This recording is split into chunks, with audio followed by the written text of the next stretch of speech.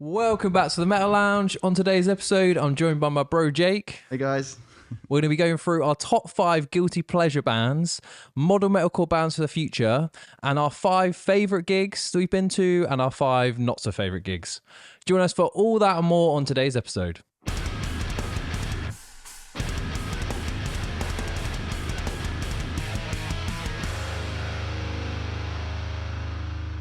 How are you doing? How you feeling? Good. Yeah. First time here, so I'm a little bit. The nerves are still here. It's my debut performance. You got your gentleman liquid. Got my gentleman liquid. I do. Yeah, I just want to make sure the manager's happy with it's my definitely performance. not alcohol. Yeah, you got a lot to impress here. I mean, do. Yeah. It's been a long time coming. A lot of anticipation. It has. Yeah. I've been mentioned on the channel a few times, haven't I? Many times. So actually. I'm Nearly behind every the scenes episode. mainly. I do all the thumbnails to begin with. Yeah. And then you got you got fired. I got fired. I spilt tea all over my MacBook. This is a whole other story, so this is not metal, so we won't get into it. But very quickly, I basically gave my MacBook some Well, some metal liquid. itself doesn't really like tea, so No, that's true. Yeah. So the thumbnail stopped, unfortunately, there. So maybe you'll see a Cheeky Jake thumbnail in the future. Oh yeah, you're doing this one. Yeah, I probably will do this one. But I'm in the episode. It's my thumbnail. Yeah, you've got to take ownership for this one. Sounds good. Okay, so Forrest, what are your top 5 guilty pleasure songs? At number 5, we've got "Move Your Feet" by Junior Senior. It is a summer anthem. Do you remember how it goes? I don't know. I've actually forgotten how it goes. Listen I to just it know now. I really like it. But yeah, this song is just like, it's kind of jazzy. Okay. Just like good vibes, summer vibes. Oh yeah, of course. Yeah, of course. Yeah, I reckon that's yeah. I imagine a lot of these, I'll know the song, but I might not know the song name. Yeah, so, especially if it's not I in might the need metal to rock play world. it to you to jog your memory. But yeah, it doesn't get much better vibes in this song. Like, it just reminds me of having some gentleman fluid in the sun. Yeah. Swimming pools. Yeah. Larry. Yeah, Larry. God. That holiday actually, it does remind me of Malaga a bit. Yeah, that's true. Yeah. We did play it a bit. But yeah, so that's number 5. Yeah, okay, that's a good one. That's a good shout. And number 4, similar sort of vibe, Stevie Wonder, "Superstition." Oh, okay. Yeah. Nice. Superstitious. That hook. Yeah. Yeah, it's groovy. Very groovy. Yeah, it doesn't like. I think that song I like even more than "Move Your Feet." It's a similar vibe, and it's not normally my vibe, but I love it. It's just like, reminds me of BIM actually. I think at BIM I got shown that song like properly, and we studied it about like what makes it so good. I can't actually remember, but it's like the jazzy chords and like the vocals in the song, and just the whole arrangement is just really impressive. Okay, very not metal though. It's not metal, yeah, but That's the whole point this of is the why segment. this is why it's a guilty pleasure, because anything not metal. I think these like, two aren't very. I'd say they are actually like good songs. Like these aren't quite. I'd say they're not. They are guilty pleasures because it's obviously not metal or rock, but they are very good songs. Strong picks. Yeah, I was expecting more hip hop, but I should have been. Well, gonna get into that's why they're number 5 and 4. Okay, because I love we these get into songs, it. but it does get a little bit more guilty, which brings me on to number 3. Okay. I've got Playboy Carti, "Stop Breathing." I don't know what it is about this Playboy Carti. I played it to you the other day, didn't this is it? more like what I was expecting. Yeah, some hip hop stuff. Playboy Carti, like he is a phenomenon. Like, he really piques my interest. Like he's such a phenomenon that I can't explain like why he's so big. He just has this feeling about him that's so chaotic and so fresh. And yeah, it's not good music. It really isn't. No, I did It's check like- out a few songs. I was like, this ain't for me. This is really. I gave it a shot, and I was like, I'm open to all kinds of music, and I just know I don't like all kinds of music. But that's not something I don't think I could get into. Yeah, it's a bit out there for that niche. I can't even like intellectualize what I like about it. It's like just a feeling. But I do feel like it's definitely a low point of hip hop now, because like hip hop was progressing, and then it got to Playboy Carti era of where it's like, it's kind of like a baby voice in places, and like lots of ad libs and just like wacky, crazy, repetitive beats, and it kind of makes you feel like you're on drugs or like you're going crazy. Yeah, because it's like repeating the same phrases over and over again in this like weird haze and like a frenzy. Imagine it sounds like good for people who have like ADHD music, like they just want a lot going on and it's a bit wacky. I feel like that's always a good thing to have. Yeah, Definitely. It's very like brain dead music almost, but yeah, I do genuinely really like that song though, Stop Breathing. Like it's got so many good hooks and such a good energy about it. It's very aggressive. I think he does take some inspiration from metal in that song. Like he does a bit of screaming. Yeah, This is my brother dad. Cool. It's yeah, but anyway, that's number 3. That is a that's guilty a more pleasure. for a shout, yeah. If someone would ask me like to intellectualize why I like it, I can't really do it properly. Yeah. Like I tried then. It's sometimes not that's really... what makes the best music, where it's so unique. You just like sometimes the best music that's going into metal is why I love System of a Down. Like they're just so wacky, and it's like you can't put them in a box, and that's why what makes them good. So sometimes artists like that. I'd rather listen to someone like, I don't really know like what this is, but I fucking love it. Like that can make the best music sometimes. Yeah, but the thing is with Playboi Carti, it's not like he's massive as well. Like it's like crazy to me how popular he is. It would be like make more sense if he was a bit more unknown. But he's honestly one of the biggest artists in the world. Or at least do sort of the stuff he that's might quite have mainstream. the biggest album of the year. Really? Maybe. I was about to say like do something more like mainstream and then go off into that. So you already have built up the audience for like, this is what everyone knows and loves, and then you branch out into this is wacky, and then people accept it because they've already done something. Has he done that before? He has a little bit, yeah. Okay. Like his stuff originally was a lot more sort of mumble rap. It was a lot more kind of like accessible. Okay. Yeah. And he's just got more and more provocative and weird. Never got that mumble rap. No, he was definitely a pioneer of that in a way. He came, but he kind of like. He was like, oh no, I've got something worse than mumble rap. Yeah. I'm going to make this more shit. It's like trappy nonsense, like ad-libs. Anyway, so number 2, we've got Bon Jovi, All My Life. Oh, okay. The reason Does this count? Does this count? I suppose it is kind of rocky, isn't it? Because I try to stay clear of anything like... anything along the lines of rock. I want to try and keep it as diverse. Yeah, it's still maybe a good I shouldn't have counted It's still a that. good shout. But you cheated, but it's still a good shout. I cheated, yeah. Well, I said this song because like it's my go-to karaoke song. Okay. And like people just wouldn't. If you didn't know me, you wouldn't expect me to like pull up. This is honestly like one of the first songs I go through when I have a karaoke. And I just love it. I feel like I channel my 80s version of myself, and just like I don't know where it comes from. Like the spirit of 80s just possesses me to blast Bon Jovi out with karaoke. That's a good shout. That's a good pick. And it is quite a guilty pleasure for me in that sense. And number 1. Okay, number 1. I'm sure you'll be expecting this, but people won't. Rihanna. Yeah. Neither. Only Girl in the World. Only Girl in the World. Yeah. What a banger! Like, we should play that video from Malaga. Play that now. Yeah.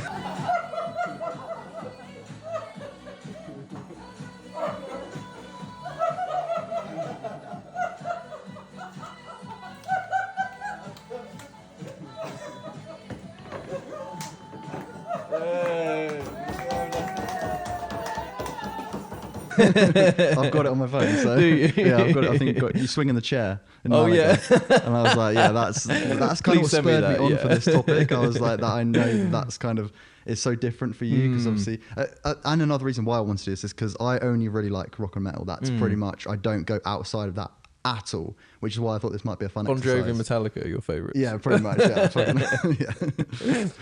Yeah, no, I genuinely think this is one of my favourite songs ever, Only Girl in the World. It doesn't get old for me. It's so well written. I love the vocal lines. I love the fusion between electronic and pop. I think it's pitched perfectly, and I think it's one of the best songs ever made. That's a statement. I will stand on that. Fair enough. No, I respect that. Okay, I've got a couple of honourable mentions for mine. My first honourable mention is along the lines of your Bon Jovi shout. Yeah. I think it's too... Is it Nickelback?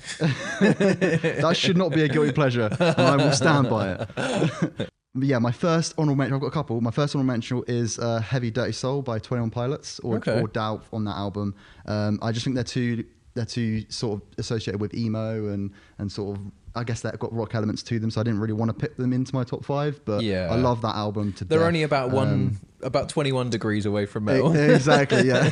Yeah. So that is one of my mentions. The other one is the one that didn't quite make it into my top 5 is Mr. Blue Sky by Electric Light Orchestra. Oh, is that a Beatles song, Mr. Blue Sky? No, Electric Light Orchestra, I think. Or is it a cover? No, I'm pretty sure it's their song. It sounds like a Beatles song. I know it from Guardians of the Galaxy. So that's always like, I feel like the only way I'm going to listen to these songs is through like some sort of media, through like gaming or something like that. So that's how I've learned to love that song. And it's gone. Yeah, to you associate it with exactly. the film. Yeah, that makes sense. Yeah. Do you want to play it quickly? Just you can play it. Yeah, I know the song. It's a bop. I swear this is a Beatles song. It sounds so much like a Beatles song. Yeah, I get where you think it is. It does sound very Beatles. But yeah, this is another summer one for me, where it's just like just feel good listening to it. Yeah, I played this in Malaga as well actually when we were there. But yeah, it's just a feel good song. I'm not a fan of that, to be honest. Really? I like I can see it in the films and stuff, but I wouldn't.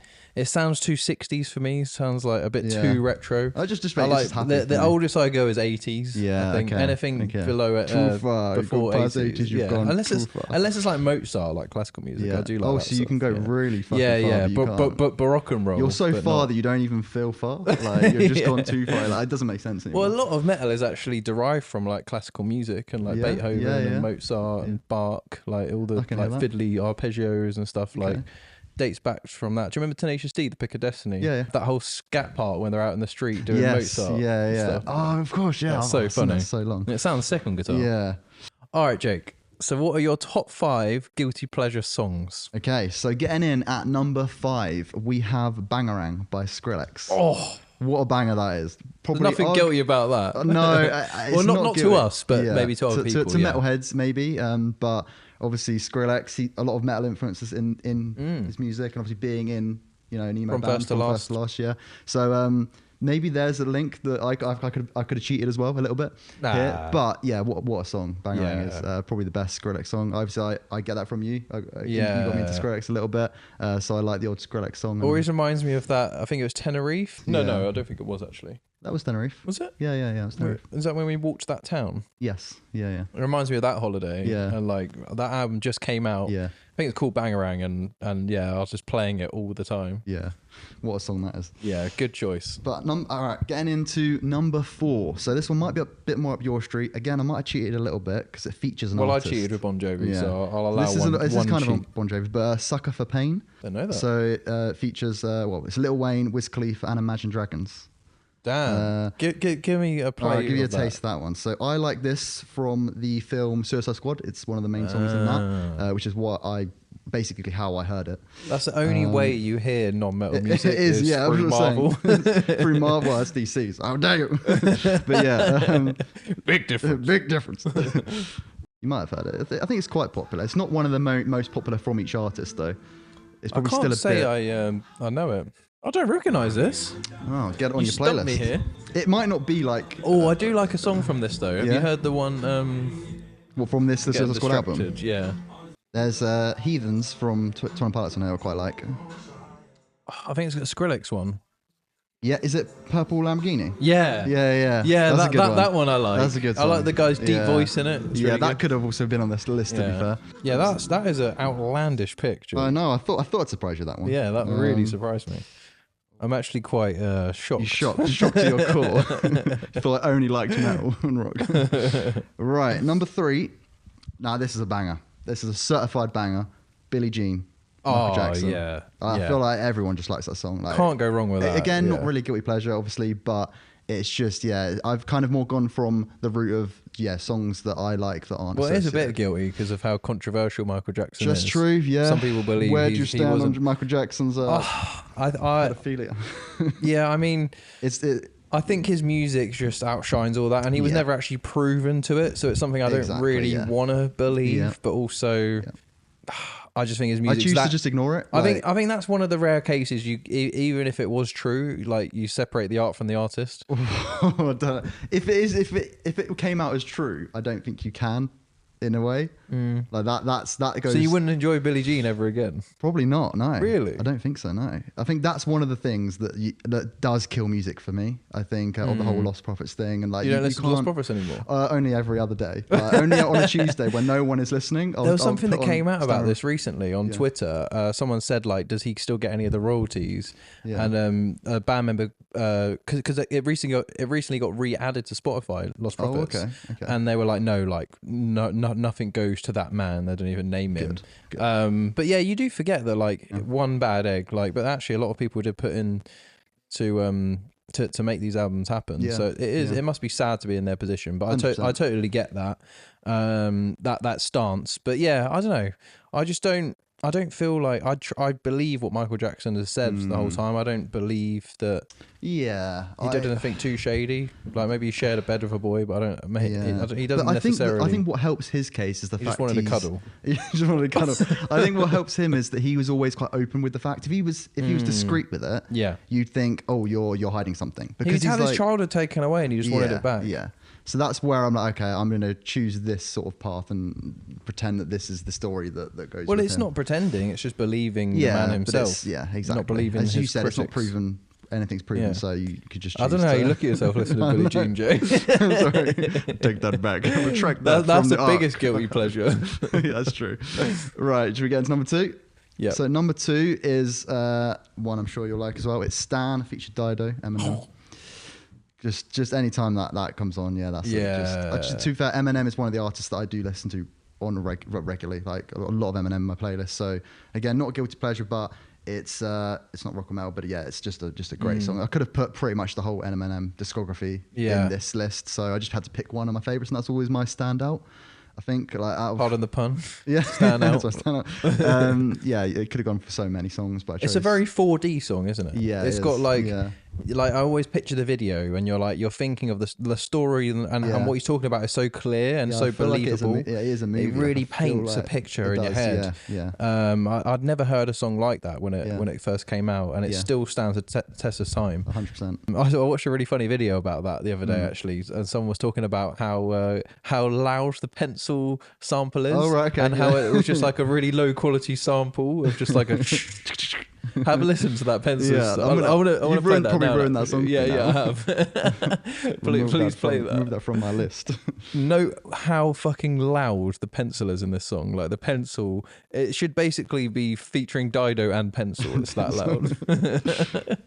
Let's have a look. Slim my roll, but you still ain't calling. That is loud. That is loud. So loud. Oh my god. Like, I knew as soon as you said it, I knew it was loud. I knew it was there. But oh god. Oh, that has ruined the song for me. Fuck. You're never going to be able to listen to this song again without hearing how loud the pencil is. It's how many there are as well. I know, it's really frequent. Damn. Oh, I just threw in one. Oh shit, let's put it in. My ears. Oh no. Nah, it's still a banger. It's fine. We're keeping it. I don't want to listen to any more pencils. I can't. All right, what's your number? Is that your number 2? That's my number 2. What's number 1? This one will shock you. I don't know if you even know the artist. I'm not ready for this. I'm actually going to play it. Surprised Arwen can sleep through that pencil noise. I know.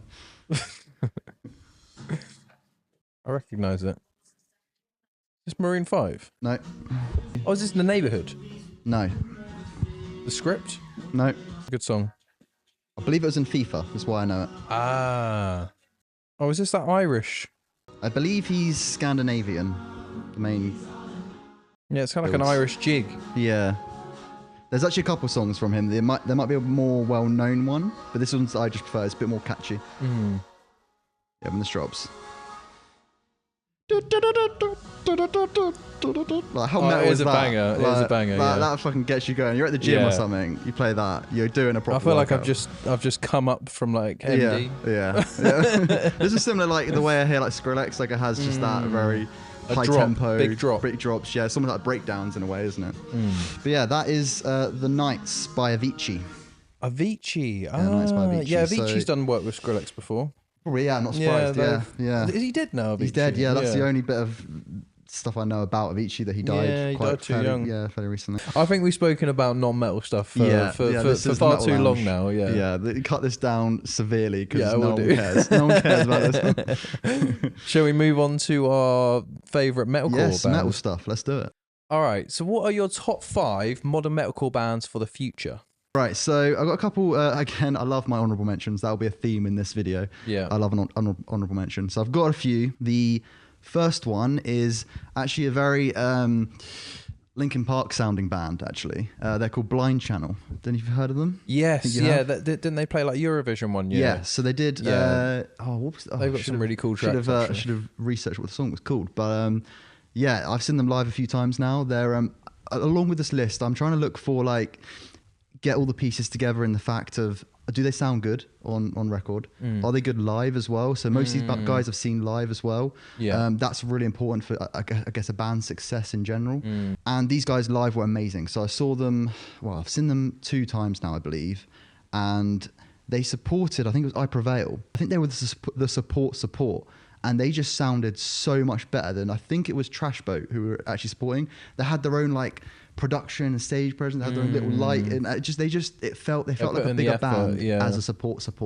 So that for me is why they deserve a shout. 428k. Okay, that's not too much. Quite bigger than I thought actually. But they've got a new album recently, which is really good. Same as Novelist. I won't go too deeply into the honorable mentions. I'll just mention a couple of bands. If you guys want to check them out, if you're into sort of, I guess, bands like Bring Me the Horizon, Bad Omens, the big dogs in the scene of modern metalcore right now, Architects, Spirit Box.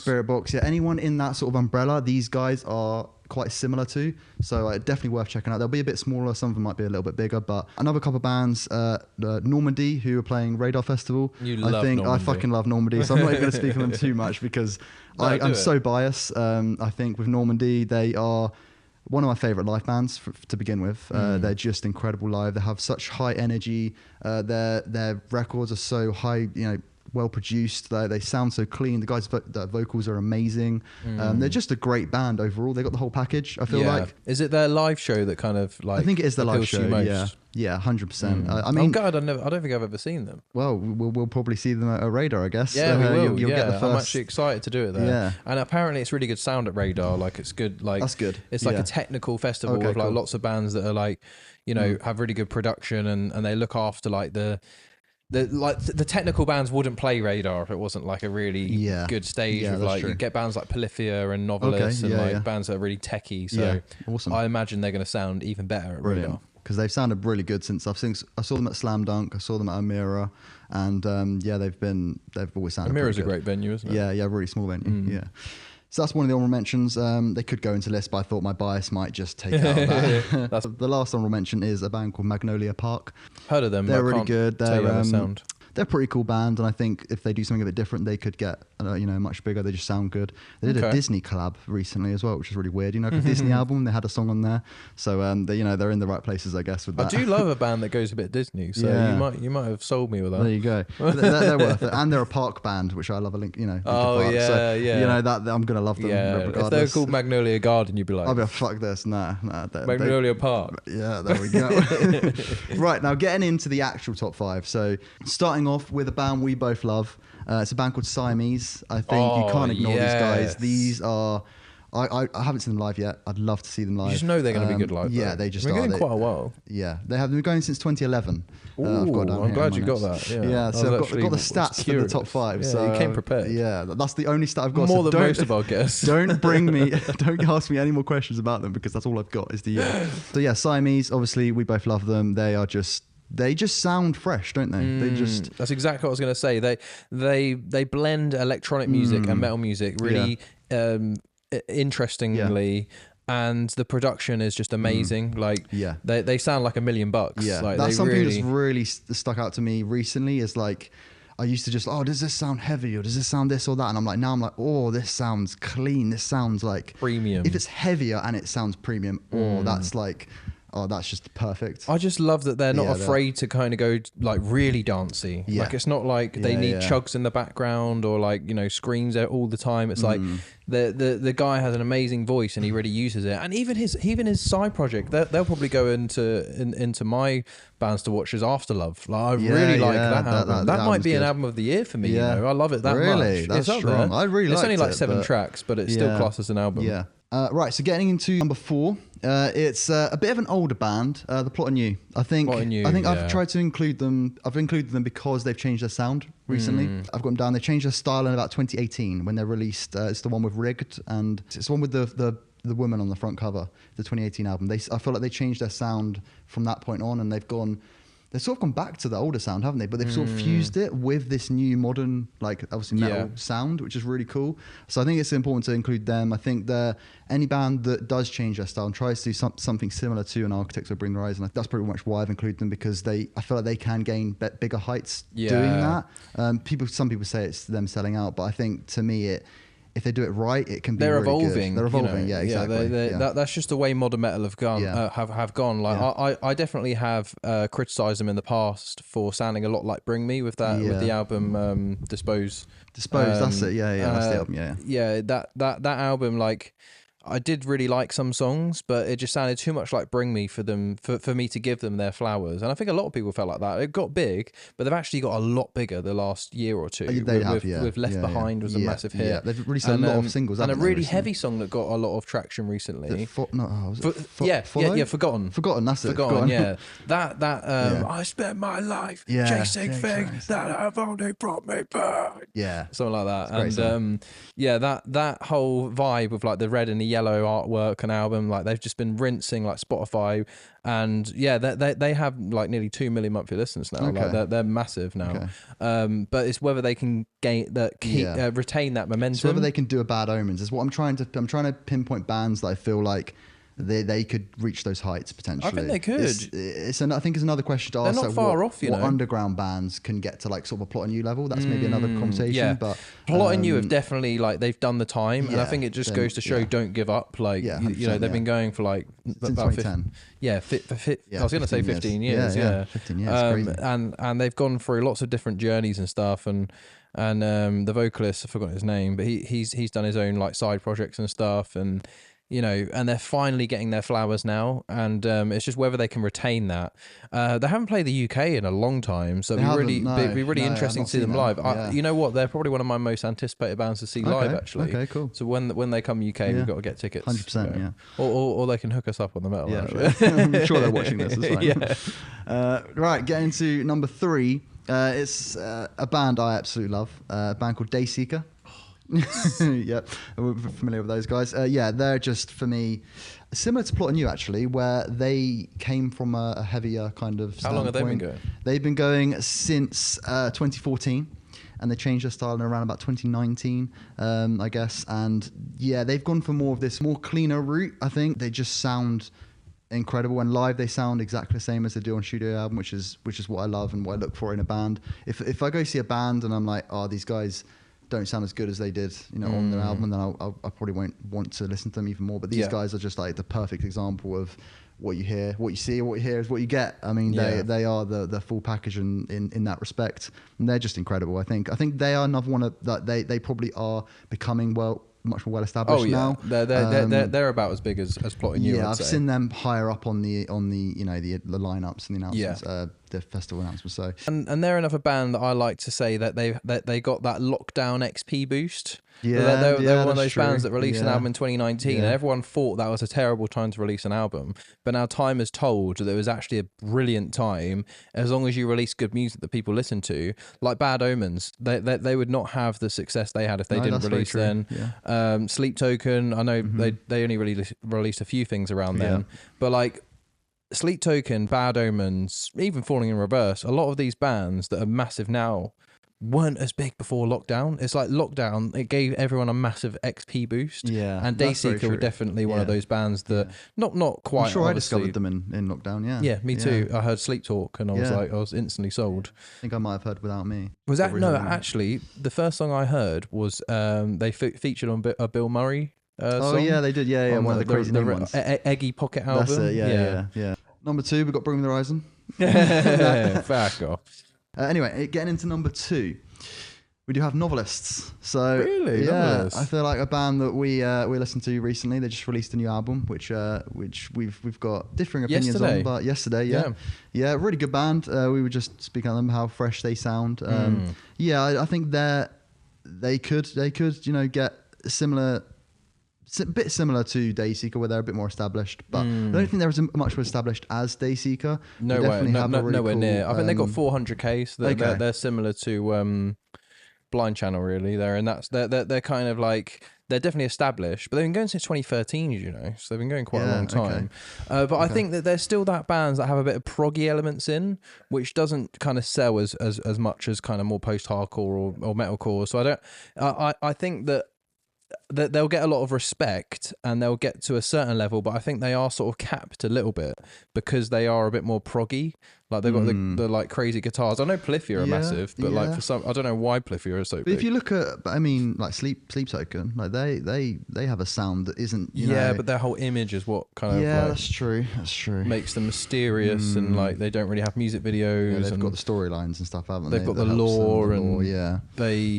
They are a special case, I think. I don't think that's like a viable route for bands to follow, really. It's like they're quite a special case. But yeah, I love Novelists. I'm glad you mentioned them. They are one of that was my most anticipated album of the year, actually. That the Coda album was a little bit disappointing because the singles were a lot stronger, but even despite that, it's really, it's a breath of fresh air for me. They've just got a little bit something different about them. They're still kind of palatable in the metalcore genre.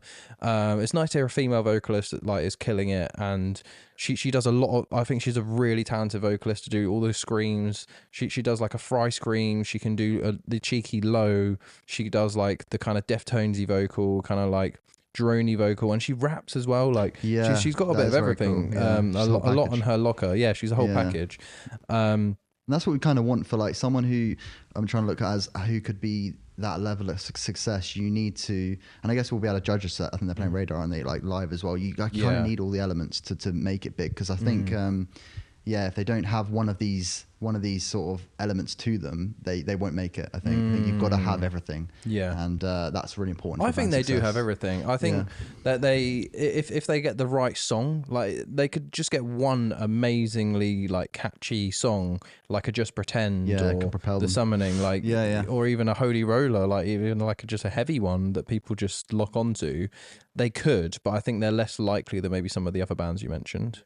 And coming in at number 1, we've got Sleep Theory. So Sleep Theory, wow. I know you're not as a big a fan of Sleep Theory. They've just released a new album. This list was made before the new album. This is why I was similar to you with Novelists. I was really anticipating this album. I'm probably at a similar standpoint where this might be a bit different now. I think this is their debut album, and I think you've called them an industry plant, which I can kind of see. I'll let you talk about that a bit. Yeah, so like the reason I say that is like I just hear their name crop up a lot, and it doesn't seem natural because they're not a very old band. Like they've only been going a few years. Well, yeah, it's their debut album. Yeah, they've released an EP in, I think it was 2 years ago, 2023. Yeah, they're such a new band, but like I've heard Ronnie mention them. I've heard other people mention them. And they're touring with Papa Roach, like they've got. Yeah. I think sometimes you kind of need that. I understand, like you need a bit of helping hand sometimes to get to those levels, and I think maybe it's happening too early for them. That's the problem. But yeah, I just don't feel I like think they sound great. I think they sound great, but I just don't.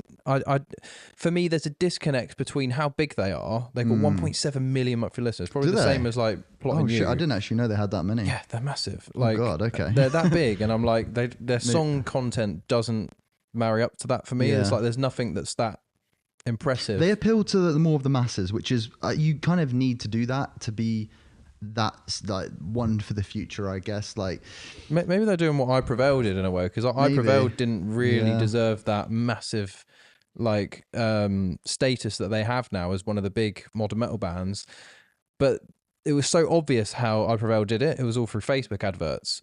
Whereas, like, so they obviously had a relatively big budget in their beginnings, I Prevail, and obviously Sleep Theory do, but they're being a lot more sort of, I wouldn't say deceitful, but their tactics of getting bigger are more under the radar. Like, I Prevail did a lot of Facebook adverts. It's obvious that they did that, but that was back then before, like, it's harder to break a band now, and you need to do it in different ways, but they're definitely, you know, paying for tours. They're paying to get their name out there, paying for Spotify playlists. Like they're touring with Papa Roach is a big one. One. Like supporting Papa Roach is going to get them.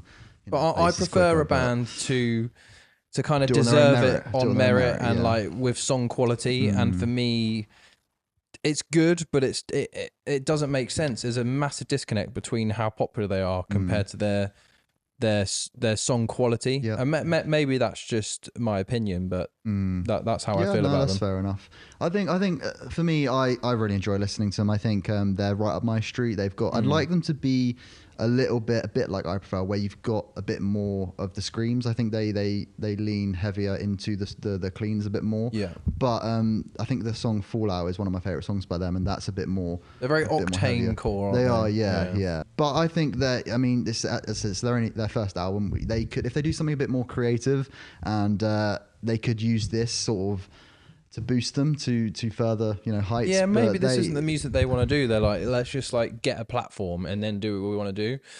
But I think I'm also a bit jaded with like just generic bands now. Like I do like bands competing at that high level, but they need to have something a bit different about them. Like even Bad Omens, like no, I get that. They just have that electronic, that cool kind of like vibe, and like Noah's an amazing. I think vocalist. Noah is like the main selling point for Bad Omens. He is incredible. And then you've got like Mosh and White, who have like a really interesting kind of like Halloween Marilyn Manson image, and like they've got. So you say they need something that separates them USP, from the rest. A unique selling point. That makes sense, and I think I was expecting that from this album. I think going into this list, I think I was hoping that this album would be like, right, this is a talking point, and it's something that is gonna maybe sort of set something in motion in the scene. And it's just, for me, I do agree, it was a little bit generic, but I still liked it. It's just not something I thought will get them those heights yet, but you don't know. They sound really good, they sound well produced. The singer is incredible. I think he's got a really good voice, and I guess they're just ones to watch, I guess. But they're ones to watch because they got a lot of money, and you'll have no they're choice. doing the right things. You have no choice but to watch them. Exactly. That's what I don't like about it, because they've been shoved down my throat a bit, and I'm like, I can tell you're lining pockets to get eyes on you. I can smell it out, and my instant reaction is to be like, fuck you, I'm not listening. But fair enough. Okay, Forrest. So, what are now your top 5 best gigs you've ever been to? The number 5, I have Heavy Fest 2015. Okay. Oh, 2015. Okay. And it was Fall of Troy. Fall of Troy. Yeah. Okay. So not a band I'd normally would listen to, really. I've never really mentioned it much. How is this in your best gig? I've never heard you mention Fall of Troy.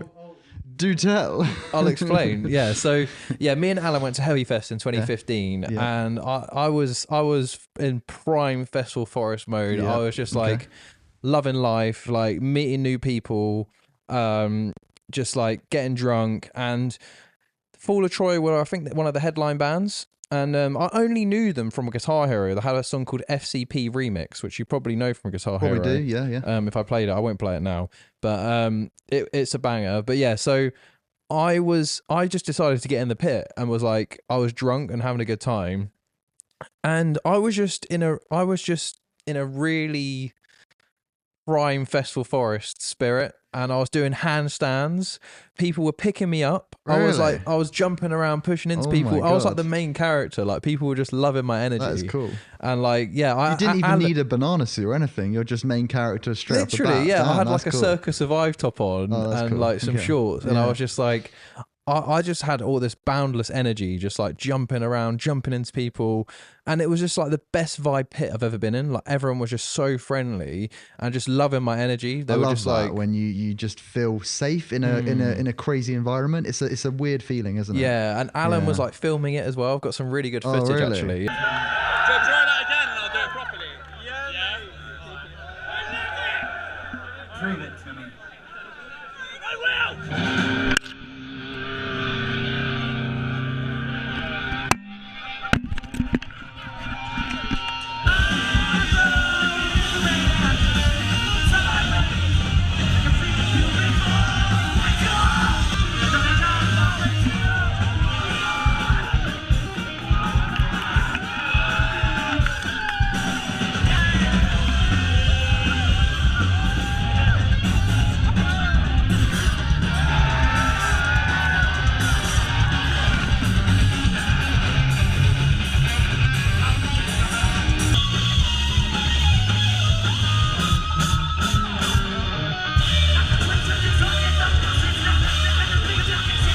And then the official Heavy Fest photographer also filmed me as well, and I got in some of their like official videos. Nice. I must have shown you this before, but yeah, it's crazy. No, I don't think I have. No, I don't know this. It was so much fun. There was another band I saw, Arcane Roots, as well. Where I do like Arcane Roots. A similar thing happened where I was just like in the pit and like trying to relive the day before. Or it might have even been the same day. But yeah, I just have such fond memories of that. It was honestly one of the best. Like it probably was the best pit I've ever been in. Like it was just it was amazing. But the only reason it's number 5 is because I'm not the biggest Fall of Troy fan. Right. It's just the experience was that good. And also I won a raffle for this brand called what's it called? They did an official Heavy Fest skateboard and a hoodie, Grim Apparel, that was it. Okay. And I won with the ticket number 69. Oh, that's cool. It was so cool. Yeah, I won a hoodie and a fucking wooden carved skateboard. Which I've never put up on my wall, but it's still under my bed. Okay, it's still under I was going to say, you better this is not a top 5 without that. Shall I grab it? You should grab it, yeah. You should grab it. Oh, I have seen this. Yeah, I recognise this. You didn't hang it up, did you? How sick is this? Yeah, that is so cool. Yeah, I don't think I've ever hung it up, but yeah, I have seen this before. That is so cool. And I had a hoodie that had this exact design on as well. That is very cool. And they did a video of them reading out number 69. We both have a skateboard deck from a gig. Oh yeah, you got a Don Broco one, signed didn't Don you? Broco one, yeah. That's sick. Which is spoilers for my list, but yeah, that's very cool. That's very sick. Yeah, I love that. That was honestly like such a good experience, that whole festival. Yeah.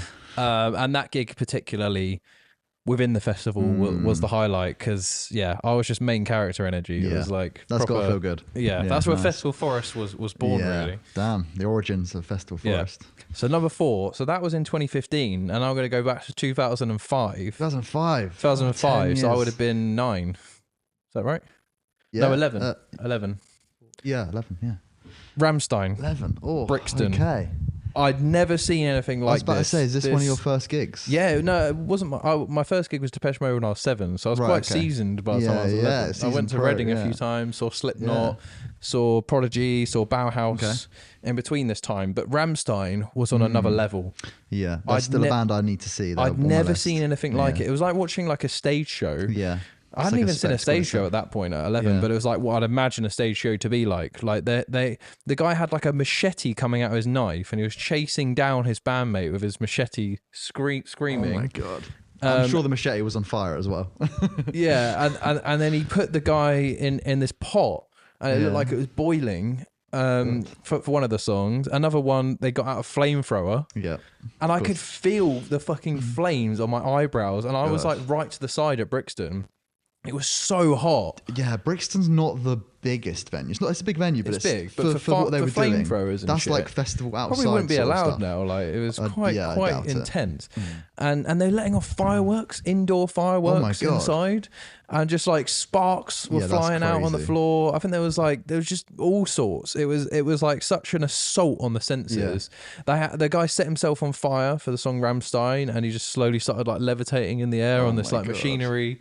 And being 11, like I was about to say, I bet when you're 11, you're like, oh, this is how all gigs are, and then like it's not been the same. It's like, why isn't this guy setting himself on fire now? It's like, what's happening? You know what? I even though I was only 11, it still felt special. Like I was still like, because I could just feel the energy. Like everyone was just like, whoa, like this is amazing. Stuff like this never happens. Like I think I went with my dad, and even he was like, wow, like that was unbelievable. And Mum and Steve, I think they went the night before. So I was talking about it with them, and it was like, even though I was young, I couldn't fully know what was going on. I just knew that something special was happening. Yeah, that makes sense. That probably was quite a impressionable gig to happen. It probably like, helped me, assisted me like getting into gigs and wanting to go to more gigs. Gave you the bug. Gave me the gig bug of seeing people get set on fire and chasing machete. But so that's crazy. Number 4. Number 3, Let Live at the Electric Ballroom in 2013. Okay, nice. Oh my god, I'd never seen someone with this good stage presence. The number 1 best stage presence I've ever seen. The first track he played, Banshee. Yeah, I love that song. He literally, I got a video of this. I was videoing, and he just can't help himself. He just like he dives straight into me. Like I'm near the front. He literally just dives so far. Yeah, because I wasn't right near the front. There was a few rows, but he literally landed on me. And I was like, God. oh my God. He's an incredible front man, Jason He had Butler, this like isn't he? He's massive just- beard. Yeah, he just like he's climbing top up of the shit. game.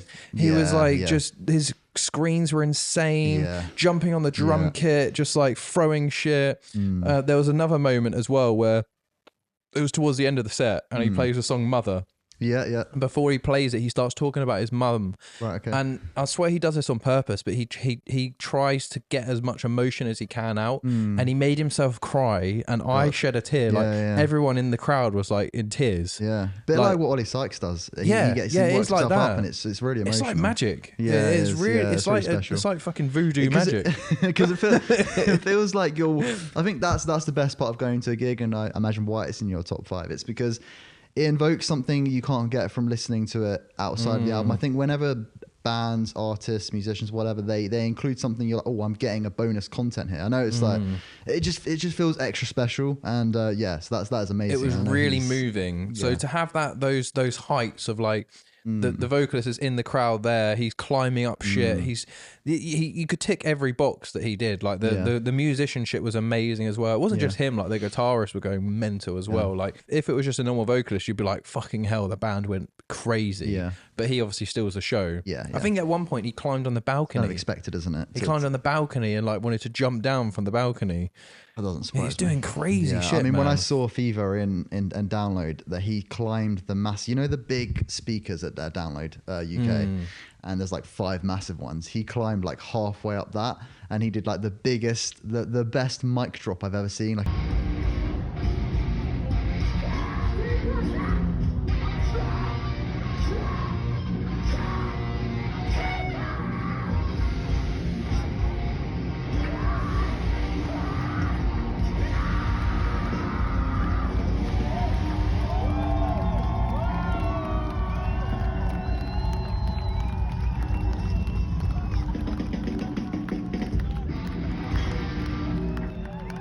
He ended the song and was just standing there, and he just dropped the mic. Oh, And I was that's so fucking cool. Yeah, I I've love got- that. I think I don't think I've got footage of that, but I've seen footage. Do you know of it. they're Try and playing get out, in but- June? Are they? Okay. Yeah, I think it's Is sold it- out. But I is think it Let Kieran Live? has it. Let Yeah, Live playing on? let live. Yeah. Okay. I think Kieran has a spare ticket for me. Okay. But yeah, you should come if That you would can. be cool. if you can Yeah, get I'd a like to see ticket. Let Live. Yeah, they're a cool Well, band. it'll probably be their last ever show. Yeah, So. yeah. I think they're playing at Electric Ballroom as well, Okay. where I saw them. So number 2, I've got the tightest band I've ever seen live, The Contortionist, Tunbridge Wells, 2017. I went with my 2 drummers, Ben and Alan. It was pretty dead. Drum day out. Yeah, Yeah. take your drummers to work day. My kids. It was it was so special. Like The Contortionists, I've always liked as a band. Like they started off really I've heard heavy. You mentioned them quite a few times. Yeah. Yeah, they started off really heavy and they're like proggy and technical, and they got lighter as time went on. And normally I don't like that in bands, but like with The Contortionists, their music output quality got so much better. But oh my god, like you have to see Contortionists. Like trust me, it is. I don't know too much about them. It's so, on another level yeah. of how tight they are. Like I was right at the front, and it just felt like I was actually at like a ritual or something. Like that, how seriously every band member takes their craft. There's not one note out of sync. Like everything was like mixed to perfection. The vocalist isn't like a normal vocalist. He doesn't give a fuck about stage presence really. Like he does a little bit, but his diction, his rhythm is just as tight as like any other instrument. And he has his keyboards where he affects his voice and like does like live auto tune and auto weird stuff. I guess that's the spectacle in itself, isn't it? It's rather than having like a complete parallel to Jason Butler, where he'll probably sacrifice some of his vocal ability or just for his performance. Whereas it's a complete different. Mike, that's a really cool. His name's Mike. He comparison. sacrifices nothing He's like, I want for this the perfect. like he's like he cool. knows how good his musicians are in the band, and like there's 2 brothers actually, and they're twins, and they're identical twins, and you can tell that they've been playing They're just music interchangeable. since they were younger, because they've got this connection that can only be formed by like blood, and it's so mesmerizing how tight they are together. And the vocalist, he speaks backwards at points as well, and it's like really satanic and really evil. and then they go from like the most beautifully written like harmonies and melodies and like blissful like rich sections, and then they'll go into disgusting breakdowns, and I had goosebumps the whole gig. Really? And like, I was with Ben as well, and they're his favorite band, and he actually said like you got to see them, and I was like, oh my god, like I literally felt like I was on drugs afterwards, like I just came up. It was that good. It's a good performance. So yeah, even though like it's not as like a spectacle as other bands, but it was like a spectral. It was a spectacle on the ears. It was like, and you being a musician, you'll know. Like to me, I probably won't appreciate the same foresight as you've got. Like you'll be able to like, okay, you can appreciate that for what that is. That's really cool though. Yeah, like without a doubt. And it was like so. It was so special being as close as I was as well. I felt bad for the band because it wasn't that packed. They're quite a big band, but not massive. They deserve so much more people, and I just felt so blessed to be like, literally, like it was about where the camera is. I was near one of the members. It was that close. Oh my god! And I was able to just hear everything like perfectly. I'd love to. Did you like position yourself so you were like, you know how like people sit in a certain space in the cinema to get like the best sound possible? You're like, I need to now move. Yeah. I was like directly in between the speakers, just sweet spot. Get the sweet spot. Get the sweet spot. But yeah, I wish I could relive that. I really want to see the Contortionists again. They haven't. I don't think they played UK since then, because that was their last album was 2017. But they released an EP in 2019, so people are expecting stuff now. They're one of those bands that just like they release a killer album and they're like, that'll do for about 8 years because it's that good. Off that. But yeah, they must have an album up their sleeves. But yeah, that leads me to number one. I'm sure you can guess who number one is probably. I kind of want to guess. Bring Me? Would they be in it? I feel like I should know this. I wouldn't have got any of those, really. I might have got Let Live. That would have been in my top 5, but I wouldn't know who your top 1 would be. Deftones? Yeah. Okay. Yeah, no, it's got to be Deftones. Yeah, fair enough. Yeah. Okay. You know, there isn't as remarkable as the other 4 examples, but the reason Deftones get number 1 is because this moment where I saw them solidified them as my favourite band. Okay. And ever since then, in 2013, this was. Okay. Was this the first time you saw them? Or? Yeah, the first time I saw them. And ever since then, they've been my favourite band. So it was 2013. How old was I? I was 19. I was with my best mate, Alex Birchett. We had a few beers, and then we had a joint. It was like late afternoon, maybe. We were just nursing a hangover, probably. We went to sit on a hill, and I was like, "Oh, Alex, like let's sit on that hill there, right near the stage, right near the sound man, so we can get the perfect sound." Yeah, yeah. And it was the best decision ever. And I was like, "Oh, Deftones, like they just released Koi No You Can't in 2012, and I was like, this album is amazing," and I loved it.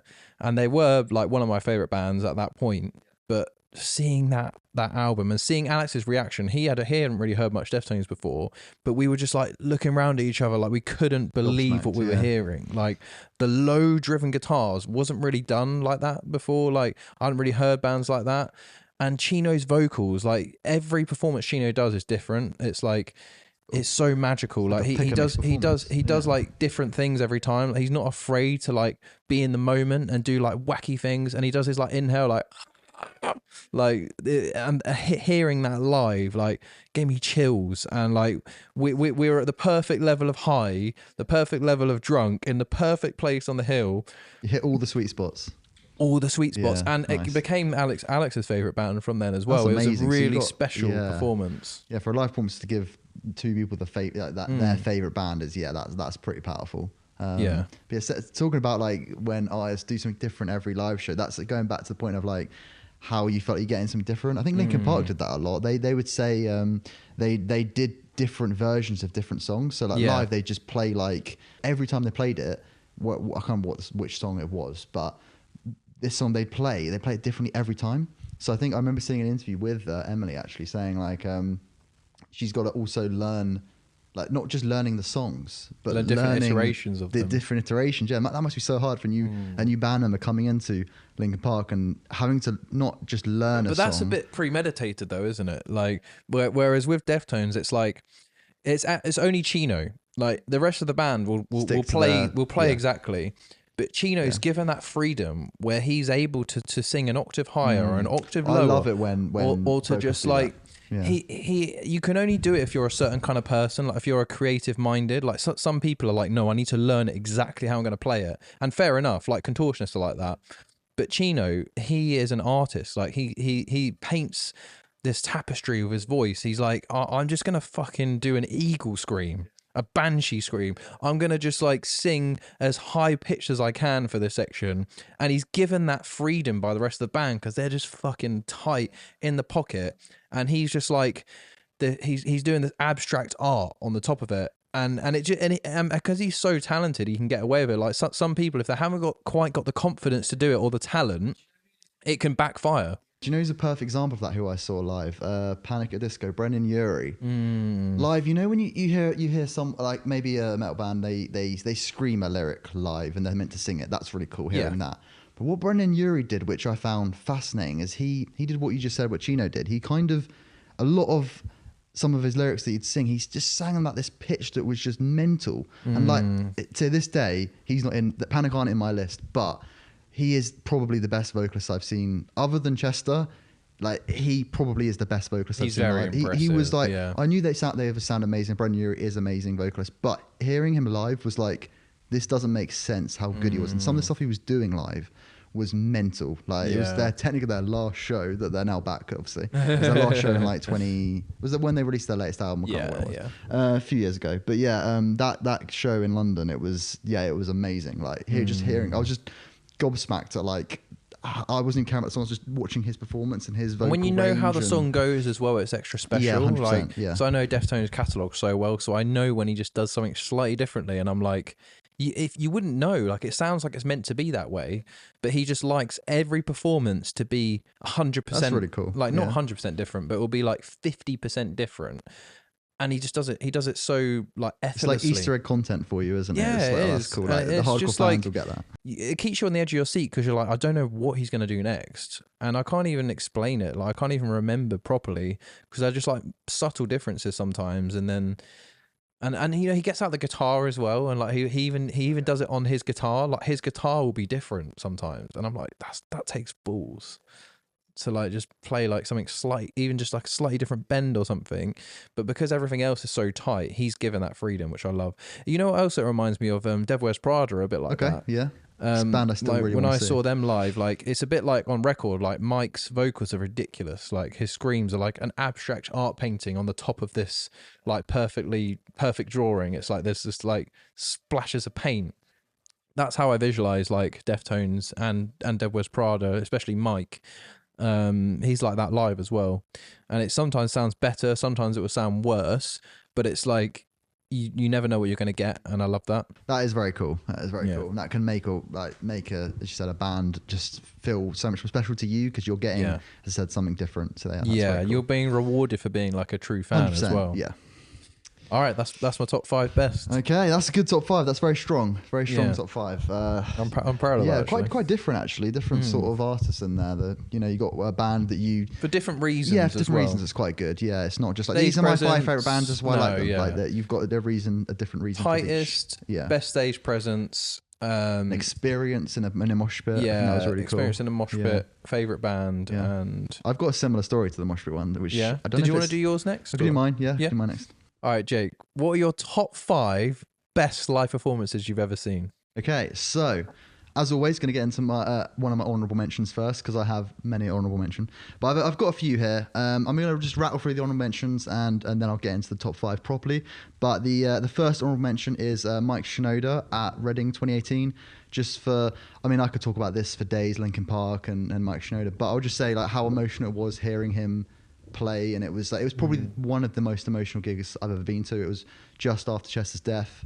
But yeah, Reading 2018, he did I think it was In the End on piano and a bit more of an acoustic version of it, obviously. It was just amazing, and it was a spectacle. And there is a bad reason why that isn't on top 5. The Reading crowd didn't. I feel like you know 2018 or 2017 was sort of the turn of Reading, I feel like. And I felt like the crowd didn't appreciate it as much as I wanted. It wasn't my people, if it made sense. Oh, yeah.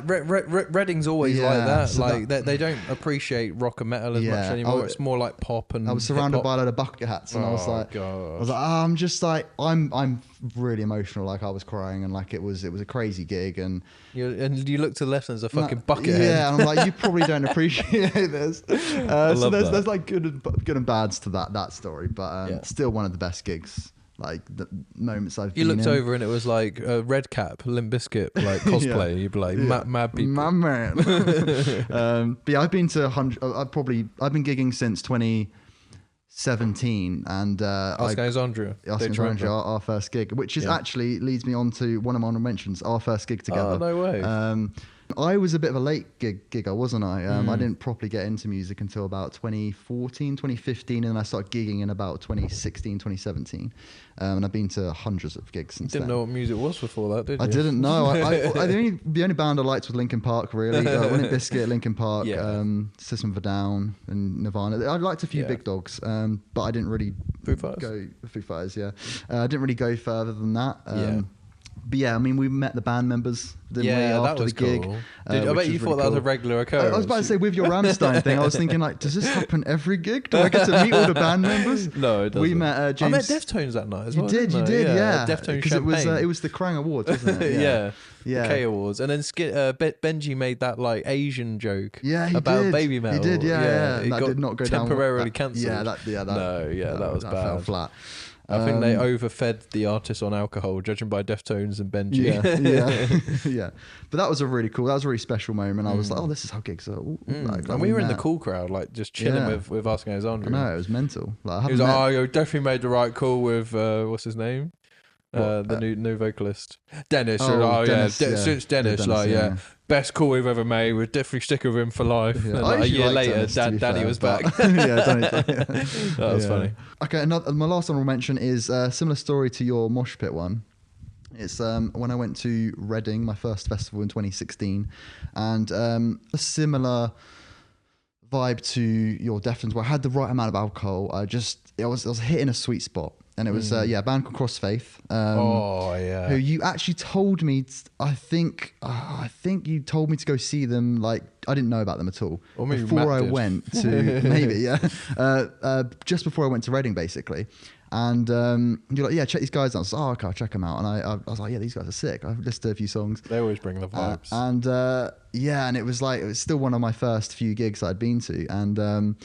I actually started my own mosh pit, and I'm with my mate Tom. He can testify to this, and it was like a scene from The Walking Dead. It was back in my mosh. I don't really mosh too much now, but it was crazy. Like I almost like remember kind of starting it, and then it sort of opened up, and then me and this one guy were in the middle, and I was like, oh fuck. I was like, what's happening? I was like, I was kind of new to mosh pits at that point, and I was like in this mosh pit, and I was in the center of it with this guy, and we're like, we're gonna get fucked. It all happened in a bit of a blur, but it was an incredible experience. And I remember starting out sort of towards the back in this mosh pit. Tom was with me. He's not already a metalhead, and he was watching me. He was just confused by the whole thing. I was with this guy in the mosh pit, and I ended up just the other side of the tent, towards like right in front of the guitarist on the right side of the stage, because we did like a circle pit as well. But that's a really cool like experience. Like I didn't know I think it helps that I didn't know the band too much. That's like my Fall of Troy. Yeah, 100%. Yeah, main character energy. Yeah, I generally did feel like that, because I felt like it was like beginner's luck almost, and I was just like, I didn't know what was happening, but I was just enjoying every moment of it. Yeah. And did they play Jaeger Bomb? I think they did, yeah. I remember they also brought on Benji. Did they? Oh, yeah, they have a song together. What's the song they play with him? Wildfire? Wildfire, that's it, yeah. They brought him out for that. I remember that. Because Skindred obviously play every fucking festival, so he was there knocking about. You know what he does. Yeah. It's his natural habitat. Yeah, exactly. So that was a really cool gig, and that deserved a mention, I think, just for the experience there. Right, now we finally get into the top 5 of my top 5 gigs I've ever been to. So getting in at number 5, we do have big dog. We have Foo Fighters. Oh, So they played Reading 2018 as well, which was the same day. I think I went for the one day. It was like the Sunday. They did. It was pretty much all like the rock bands on the same day, which is really cool. So I didn't have to go through the whole festival because I see that year as like the year that music changed at Reading. They kind of put all the rock bands. I know they've done it this year, haven't they? It's a very similar thing where they've got like Bring Me, Limp Bizkit on the same day. They did that for Foo Fighters. They had, I think Enter Shikari might be there again. They had a day to remember on that day. But yeah, Foo Fighters were incredible. It was the first time I'd ever seen them.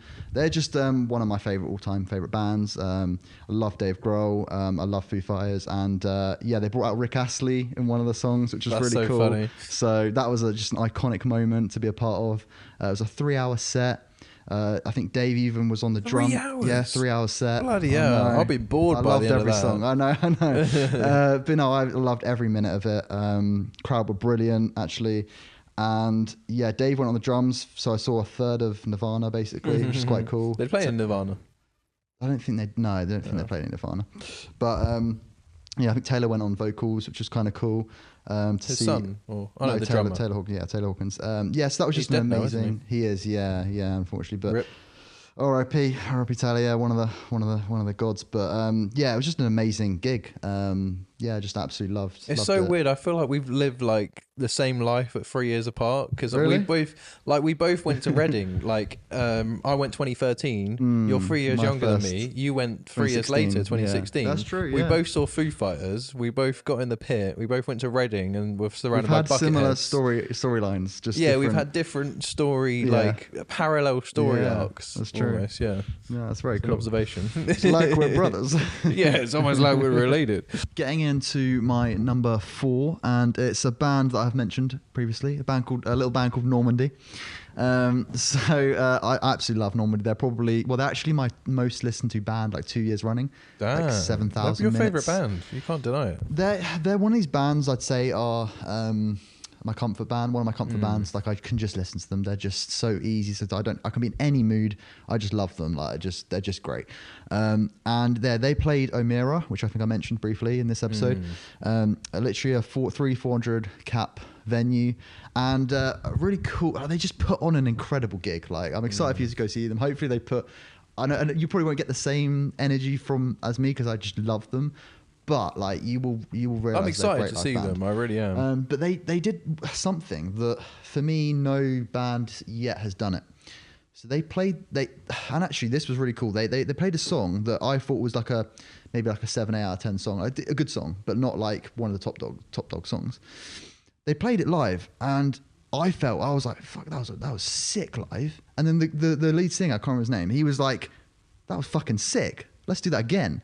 And he did the same song again, and I was like, "That was amazing." And I was like, because I felt that it was a really weird moment. I was like, "I want to hear that again." That was I've never so seen good, that. and it was like it wasn't their best. It's like he read your mind. Yeah, it wasn't their best song, but they were like, "This hits different live," and and it was one Was of it those. maybe one of the first times they played it? Do you They reckon? basically did 3 shows at Amira. They did one for their album Ingus, which is their older album, and then their White Flag album, the next album, and then the latest album, which has a long. Where name, are I they can't from? remember. Sweden. That's crazy. They played 3 nights in London. Yeah, in a 3 row. nights in London. Yeah, and they did it basically the whole album from front to back. So they clearly don't play this song live often because they played it on their new album that is one of the lesser songs on that album. They played it and they just loved it. And I was like, that was so cool. I was That like, is never really had cool. that. I love that. And it was just, and also he got really emotional during the gig, similar to how you see Ollie Sykes getting quite emotional. He talked about, he gave a lot of insight about behind the songs, which usually I don't really, not that I don't care about, but I'm like, that's not why I like bands and stuff. But it was really cool to hear that live. He sort of spoke about some of the songs, and it was just overall, it was just an experience to see them, especially for a band of that size and playing at that size venue. It felt wholesome. The crowd were brilliant. Like it ticked all the boxes again, and it was just an incredible gig experience for me. And I just felt like I came out of that gig thinking that was just like, I wasn't expecting that. I was like, I love this band, I love listening to them, don't get me wrong, but I wasn't expecting that. It turned you into a super fan. Yeah, and it just made me I just love them now. Like I can't stop listening to them. It cemented that, like, okay, this is a cool band I listen to a lot. seeing them live, it just did that for me, and it was a really cool. I feel like that's what experience. live gigs do for me. It converts me from like a casual listener into a super fan. Yeah, 100%. Like I've had that for many different bands. Yeah. Right, now you'll be surprised I'm a number 3, because you'd think it was my number 1. Linkin Park. Yeah, Linkin Park at Download France.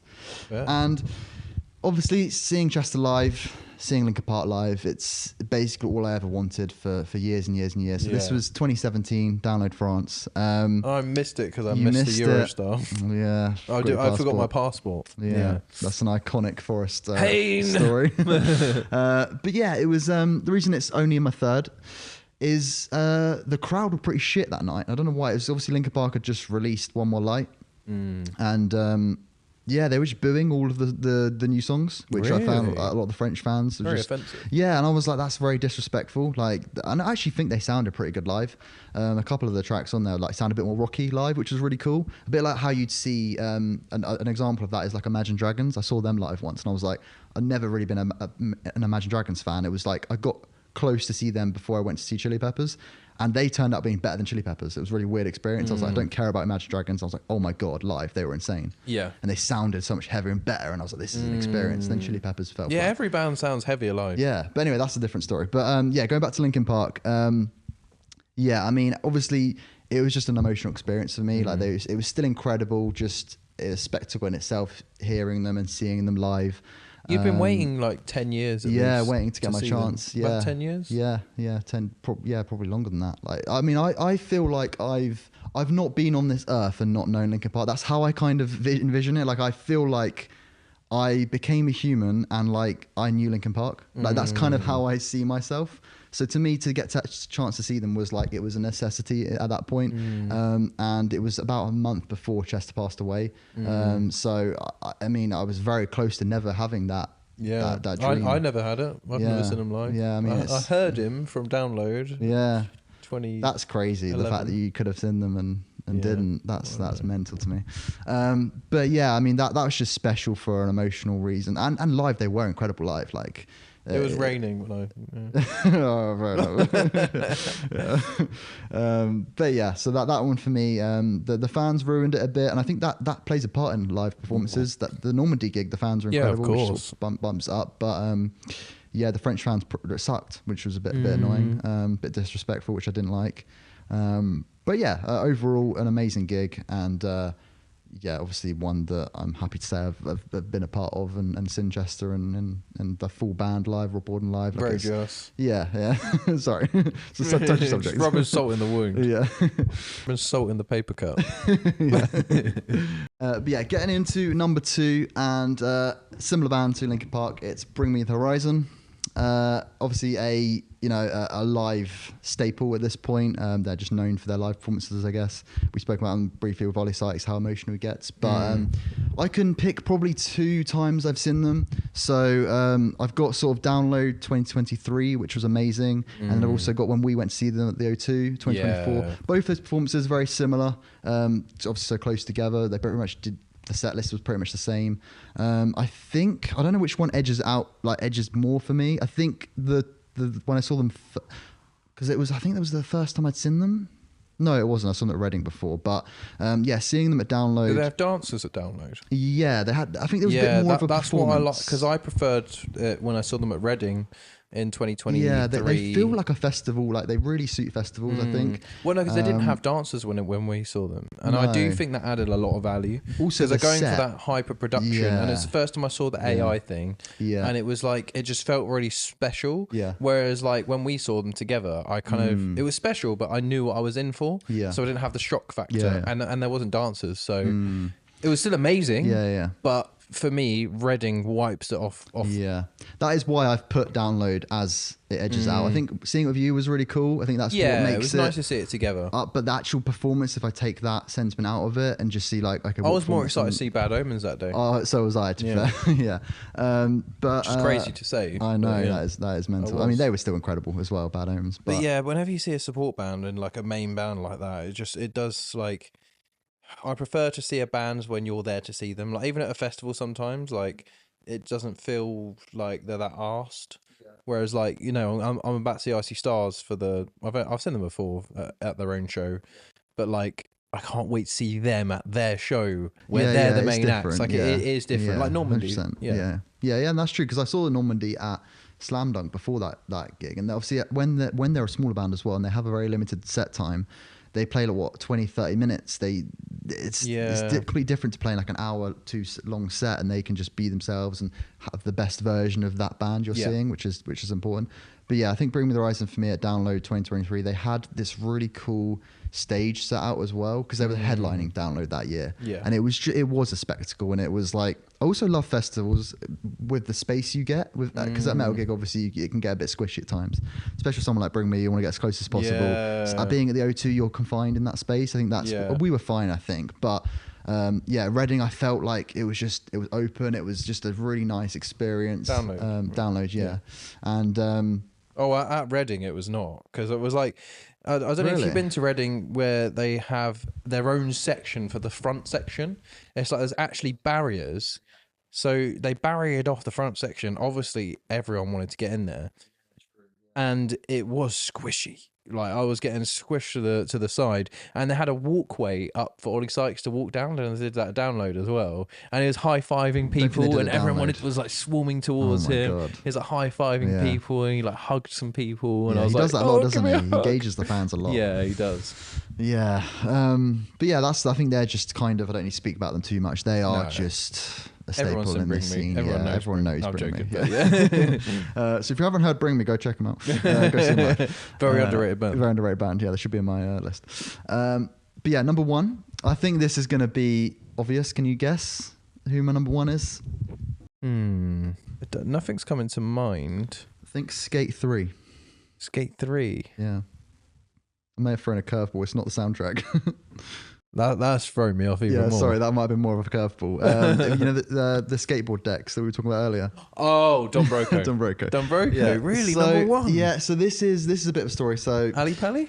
Yeah, well done. Yeah, Ali Pali. So I've seen them a bit of a super fan now, I guess. 2018. 2017. 2017. Yeah. So I've seen them 9 times now, which is the most I've seen any band. Again, I really appreciate when a band is just good live. And I think they just bring their A game every time. They're built to be a live band. They are. They go above and beyond. And I think, seeing them every time I've seen them, they've been top tier every time. So they did a really good closing. They did a really good job closing out Slam Dunk recently when we went. Did you go? You went to that? Was it Slam Dunk? Was it last year? Did we go Slam Dunk? Was it Trees? They played Trees, which is they closed out. Oh, it might have been Trees.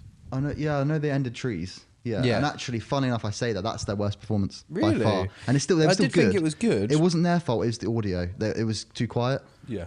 But yeah, that's by far the worst I've seen them. But I know, because I know Don Broco quite well now. I know that wasn't their. I have seen them as well.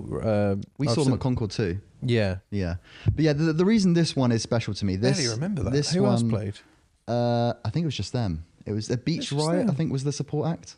But yeah, the reason why the 2017 one stands out, it's kind of it's the fans that were there as well. The crowd were really good. It just felt like really high energy, and it was they built up to this gig a lot. So it was their first headline tour. I do remember that. They made a game about it as well, like a little mobile game. I remember that. They were posting on it constantly on social media. So they just brought. Big deal. Don Broco have their A game, and they just brought their A+ game. It was a spectacle. It was just so high energy. Did they get out on a boat or something at one point? I don't think they got on a boat. I think they're not that good for us. I'll give it an A then. Not an A+. So just maybe they'll get to the boat. I feel like they did that one year. Maybe I saw them at Trees or something one year. Or I've never seen a boat in my 9 times seeing them. They've never brought out. You know what? The best time I saw Don Broco was Slam Dunk. I'm thinking of. Yeah, that's the first time I saw them. Yeah, that was really cool. Everyone was like, "Is this too early for them to be headlining Slam Dunk?" They weren't headlining that year. Or maybe it was main support. They were headlining. Oh, they did headline a Slam Dunk. Yeah, that was 2021 or something. That sort of around that time. Maybe it was. But we saw them together at I think it was 2016 Slam Dunk. We saw them. Did we? Pretty sure, yeah. The first time I saw them, because we were there together. I don't know if you actually saw them. I can't remember. No, I must have. But yeah, no, this was the second time I saw them out of the 9, and it was just an amazing gig, and I just one that's just fully cemented in my arsenal of gigs. But what does Don Broco mean? I did actually know this. I have googled that before because I was like, what the fuck is Don Broco? What is it? Yeah, I can't remember now. That'd have to be a Google job for you guys, but yeah, I can't remember. Sorry for the I couldn't have the law locked and loaded. I'm sorry to put you on the spot. Yeah, you did there. It's annoying because I do know that. But yeah, I've just forgotten. But yeah, so that is pretty much my top 5. I can't really say too much about the Don Broco gig. It just was special. Like there's no real pinpoint moment. It was just the whole thing was just from start to finish. I think someone got married at that gig as well. And then they all wore suits at the end of it. Great. That wasn't why it was special. But wait, Don Broco wore suits? Yeah, they all wore suits. So the last song. One of their mates that got married or? No, it was one of just someone from the crowd because their music video for "Pretty," I think it is. I think they ended on "Pretty" is a wedding video, so they kind of ended on that and had like the theming of that, and that's very cool. Yeah, it was cool. That's A+. Yeah, that's A+. Yeah. So they put on a bit more of an effort, I think, with their shows, and I think if you can, obviously they are a live band, so just having that little bit extra special just made it so good for me. And You're I just a sucker remember for weddings. Yeah, I am. I guess I am. I just remember jumping a lot and just being like, when you just feel like you're part of you're one with the crowd. Yeah. It was really weird. It was like, I just remember being so like happy the entire time and just being in unison with everyone. And you don't always get that gig. So usually like the people next to you might not be as into it as you. Yeah. Or vice versa. Yeah. It just felt like everyone was like, yeah, it felt like everyone just didn't care. Like everyone was fucking there for Don Broco. And like, it was just a really good gig experience overall, which is why it's probably in my top 1. Yeah. I like it. I like it a lot. All right. So what are the top 5 worst gigs you've ever seen? Okay. So getting into number 5, we have Evanescence. Now, hold, please. The lady of the house is not going to be happy with this. Because I love Evanescence. And it wasn't anything on their part. Like I'm sure they were phenomenal. It was my fault. And it was basically, it was at Download 2023. Did you unplug them? I accidentally unplugged Evanescence. I pulled out Amy Lee's mic and was like, oh, fuck, and I ruined it for everyone. No, basically what happened was I really wanted to see Architects. It was the first time seeing Architects, and they played basically the same time as Evanescence. So I was like, oh, we'll be fine. Like Evanescence were playing the main stage. I think it was the Apex stage, the other stage to the main one, I guess. And this was my first time at Download UK. And I didn't realise that, I knew there'll be a turnout for Evanescence, but I didn't fucking What year was this? Just a couple of years ago, 2023. 2023. I didn't expect this many people to be there for Evanescence. Like I know they're a big band, but I was like, literally, I was like, I actually walked there early to get there. So we kind of watched Architects for a bit, just because I really want to see them. So okay. I mean, yeah, it was cool, but I didn't get to go close. I didn't get to go close for Architects. We were like, right, we'll stay here for Architects at the top, view them from a distance, watch them for a bit, which was cool, and then we'll head over to Evanescence. The lineup was 2 stacks. Huh? The lineup was 2 It was. stacks. It was a crazy year, to be fair. But yeah, then we headed over to Evanescence, and we couldn't get through. It was chocker. Like, that was just so... And that was the year they oversold Download. So it was just oversold, and we couldn't get there. Couldn't get through. You know they oversell festivals every year? Do they? Because even though people buy tickets, they don't always show up. So they have to oversell, because if they sell the capacity, it's undersold, it's underattended, which I only realised recently. I guess, yeah, from a business point of view, that makes sense. But they expect only about 50% of people to go, even if they buy a ticket. 50%? Yeah. Jesus, I thought it'd be, yeah. Well, it's actually even lower though. for gigs, but for festivals, it's a bit higher. Yeah.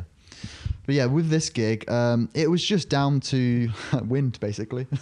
The audio just sounded shit from where we saw them from. So we were really far back to the right. I could see the band. I mean, I think it's one of those situations where I could see like... You're like... Yeah, it's like... yeah. Bring me better. Wait. It was essentially like that, which was actually terrible. Made it worse because I was really hyped to see them. Like I like a lot of Evanescence songs actually. Were you pissed off at them personally? Yeah, I was like, why the fuck haven't you put me closer? Like, I'm here to see you. Like, bring me round. Come on, maybe we'll go way back. No, but yeah, that was disappointing in that respect. That's nothing on Evanescence. So personal experience. Yeah, it's a personal bad and experience. bad download organisation. Bad download organisation. Bad organisation from me wanting to try and go see Architects when I probably should have prioritised Evanescence, because realistically, Architects, from Brighton, could have seen them loads of any times, point. yeah. It was Actually, just. you haven't seen them that many times. I've only seen them twice. Yeah, so that was the first time I've seen them. But so that was disappointing. Just from that perspective, basically. Okay. So getting into number 4, and this was a support act that just was completely hilarious to me. And it's I didn't actually go to see this band. So the band that was playing was Papa Roach. Mm-hmm. And the support was a band called Horror, so HO9909. I actually like that band. Yeah, I know you do. This is why this is funny. I knew nothing about them, but this was genuinely the worst performance I think I've ever seen, audio-wise. So any horror fans, like they just fucked up at the venue. I think it just all it sounded like was bass. Oh yeah, just bass. No, it's the band's fault for sure. I couldn't they hear. were just like I couldn't hear the anything. bass. The performance-wise, the guy did a backflip. Like they were entertaining, but I couldn't hear any of the music. Like I actually tried to listen to Horror before I went, and they sounded all right. And I was like, okay, yeah, they might be all right. And I saw them live, and I was like, I don't even know what I'm listening to. It's kind of like how old people would view metal. It's kind of how I felt in that gig. I was like, I feel like It's a boomer not metal right now. though, is it? It's like no, it's like hip hop, heavy hip hop. Yeah, exactly. Heavy hop. Heavy hop, yeah. But yeah, I was just like, this is fucking dreadful. And then and the guy, so it was really dark, and the guy had like a flashlight on his head, like the whole gig, and I was like, this is so weird as well. And like he just had a flashlight and just danced around. I was like, this is such a surreal experience. I was like, this is awful. That's so weird. Like, I was Wait, like, what band did you see again? Papa Roach. Yeah, it's a weird one. I suppose they got rapping. Yeah. But yeah, I Rapper don't know. Poach. Yeah, it made Papa Roach sound bad. I was like, fuck it, finally. Like, this shit show is done with. Sorry, any horror fans, but that was just the experience I had. This was, you know what? When I saw them at, I think it was 2000 Trees, they didn't sound great either. Right, okay. There was like one song I wondered really if it was the looking venue forward to. Right, okay, yeah. I mean, people were going mental for them. There was a really good mosh pit, but it just, I just think that they are a really good live band. Like they're very raw and exciting. But I just feel like their song quality isn't that good. They don't have they need some more hooks. But they're like one of those avant-garde bands that like do a bit like they're definitely my cup of tea. Like I love bands that do something a bit different. But when you're avant-garde, you still need something to like hook people in a bit more. And it's like, for me, they've got the stage presence. They haven't got the songs. They haven't got the sound. They haven't got the right vocalist. I think being a neutral fan, like, but you know what, the sound is neutral. debatable. I think the sound is fresh, but they don't. Yeah, but they don't have the songs. It's they got the sound and the stage presence and not much else. Yeah, and you need the Well, it's going back to saying like we need all the exactly. the That's what I was referencing. To make a band successful, and that's the sound isn't fully there. But I do feel like if they really worked with some like top quality producers and just had some bangers with really hooks and like just really like amazing songs that are different and out there, because the way they've positioned themselves, the world is their oyster. They could do whatever they wanted because they're so wacky and different. So I would say like I wouldn't give up on them yet, because there's not many bands that have solidified themselves in the festival circuit like them and with Papa Roach and bands like that are as avant-garde and wacky and artistic as them. So I do feel like their ceiling is actually quite high if they get the right songwriters on board. But I totally get why they wouldn't be good. And unfortunately, I haven't checked out any of their stuff after that performance. I don't blame you. Yeah, it was laughable, that performance, and that's very rare. I've gone to a gig. Like sometimes a band can sound a bit bad, but this was genuinely like, this was awful. And I was trying to trying to see if I could find some good points. If the guy didn't do a backflip, I would have been like, that was a saving grace for that performance. Like, and it was like, that was sick. Do it with the flashlight. I was like, that was sick. Fuck it. I think he did do it. I don't know if it was it the flashlight guy that did it? I can't remember, but awful overall. Fair enough. Yeah. Okay, this is a little bit of a controversial one. So getting into my top 3 now. So number 3, and it's actually System of a Down. So one of my favourites, and this is because they're one of my favourites. Why it's a bad one for me. I know. I'm sorry. I know, but you may agree with me with this because I think we've spoken about this in the past before. It was Download France when we saw them. actually don't even remember that. 2017. It was when we got there a little bit late, and we were sort of trying to transverse the mosh pits. And I remember being severely sunburnt, so maybe this adds to it. And we were going through mosh pits, heavily sunburnt, because down in France for some reason just have no shelter or shade, do they? It was just crazy. Yeah. But yeah, anyway, that wasn't actually the reason why I felt the performance didn't live up to my expectations. I had severely high expectations for System of a Down. I absolutely loved them, and I think we had a great time seeing them. The reason they're in my list is because they just stood there and played their instruments. And I was like, I feel like when you're a live band, especially as successful as System of a Down, I have a bit of an expectation for them.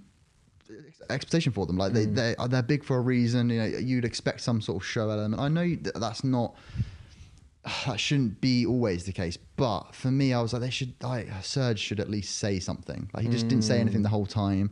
We started a great time because they played the music fine, like really well. Yeah, really well. Like, it was still great. We enjoyed ourselves as like fans of System of a Down, but I was like, I want a bit more from a live performance. Well, it's actually been well documented, this. Okay, so if System of a Down were even half as big as they would have split up. There's massive rifts between the band. Yeah. They do not get on. They don't like each other.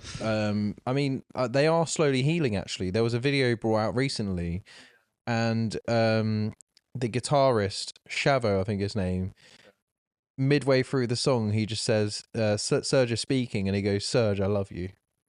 And that's so powerful because they haven't got on for years, like many of the band members. Like, I'm so happy to hear that. I really hope they heal. But like, System of a Down are one of the biggest bands in the genre. They literally are. Like, their monthly listeners are ridiculous. They're headlining so many festivals. But their turnout was bigger than Linkin Park when by the way, which massive. is mental. Yeah, that is crazy. Yeah, it's probably because of One More Light, to be fair. Probably, yeah.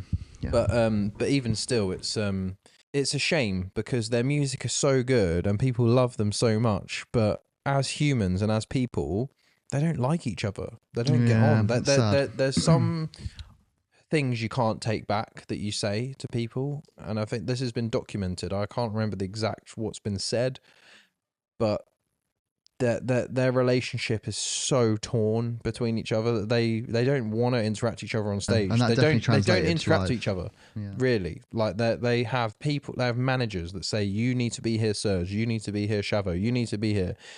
They all hate each other at times.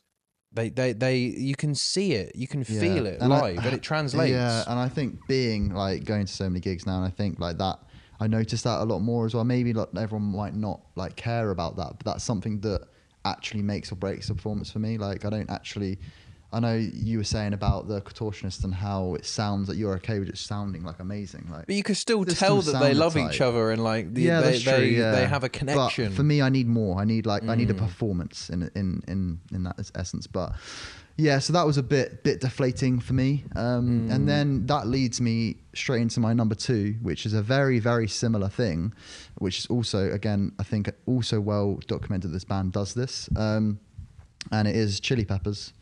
When I saw them at Reading, and for me, I mean, I briefly spoke about where I said that Imagine Dragons were better than them, which was shocking. Again, expectations for me, seeing them, one of my favorite bands growing up, and still one of my favorite bands. And yeah, they just, I mean, I don't know why, they were just a bit flat. I mean, they had this weird interlude when I saw them for about 20 minutes. They were late, I think, and then it was like a 20-minute interlude.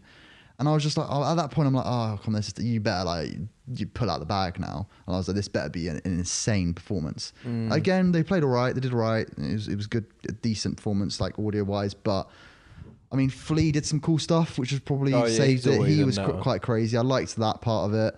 But overall, I was like, that felt flat for me. I was like, again, I don't know why. It just didn't sit right with me when I came away from it. And I can't really put my finger on why that performance wasn't great, but I've heard that when other people have seen, they've said the exact same thing as me. So, and it was weird because back then I was very new to going to gigs. So this was 2016. So I didn't realize like, oh, is that right? Or I didn't really understand at the time if I was like, oh, why do I not feel like that gig was good or not? Like, why do I feel like this wasn't as good?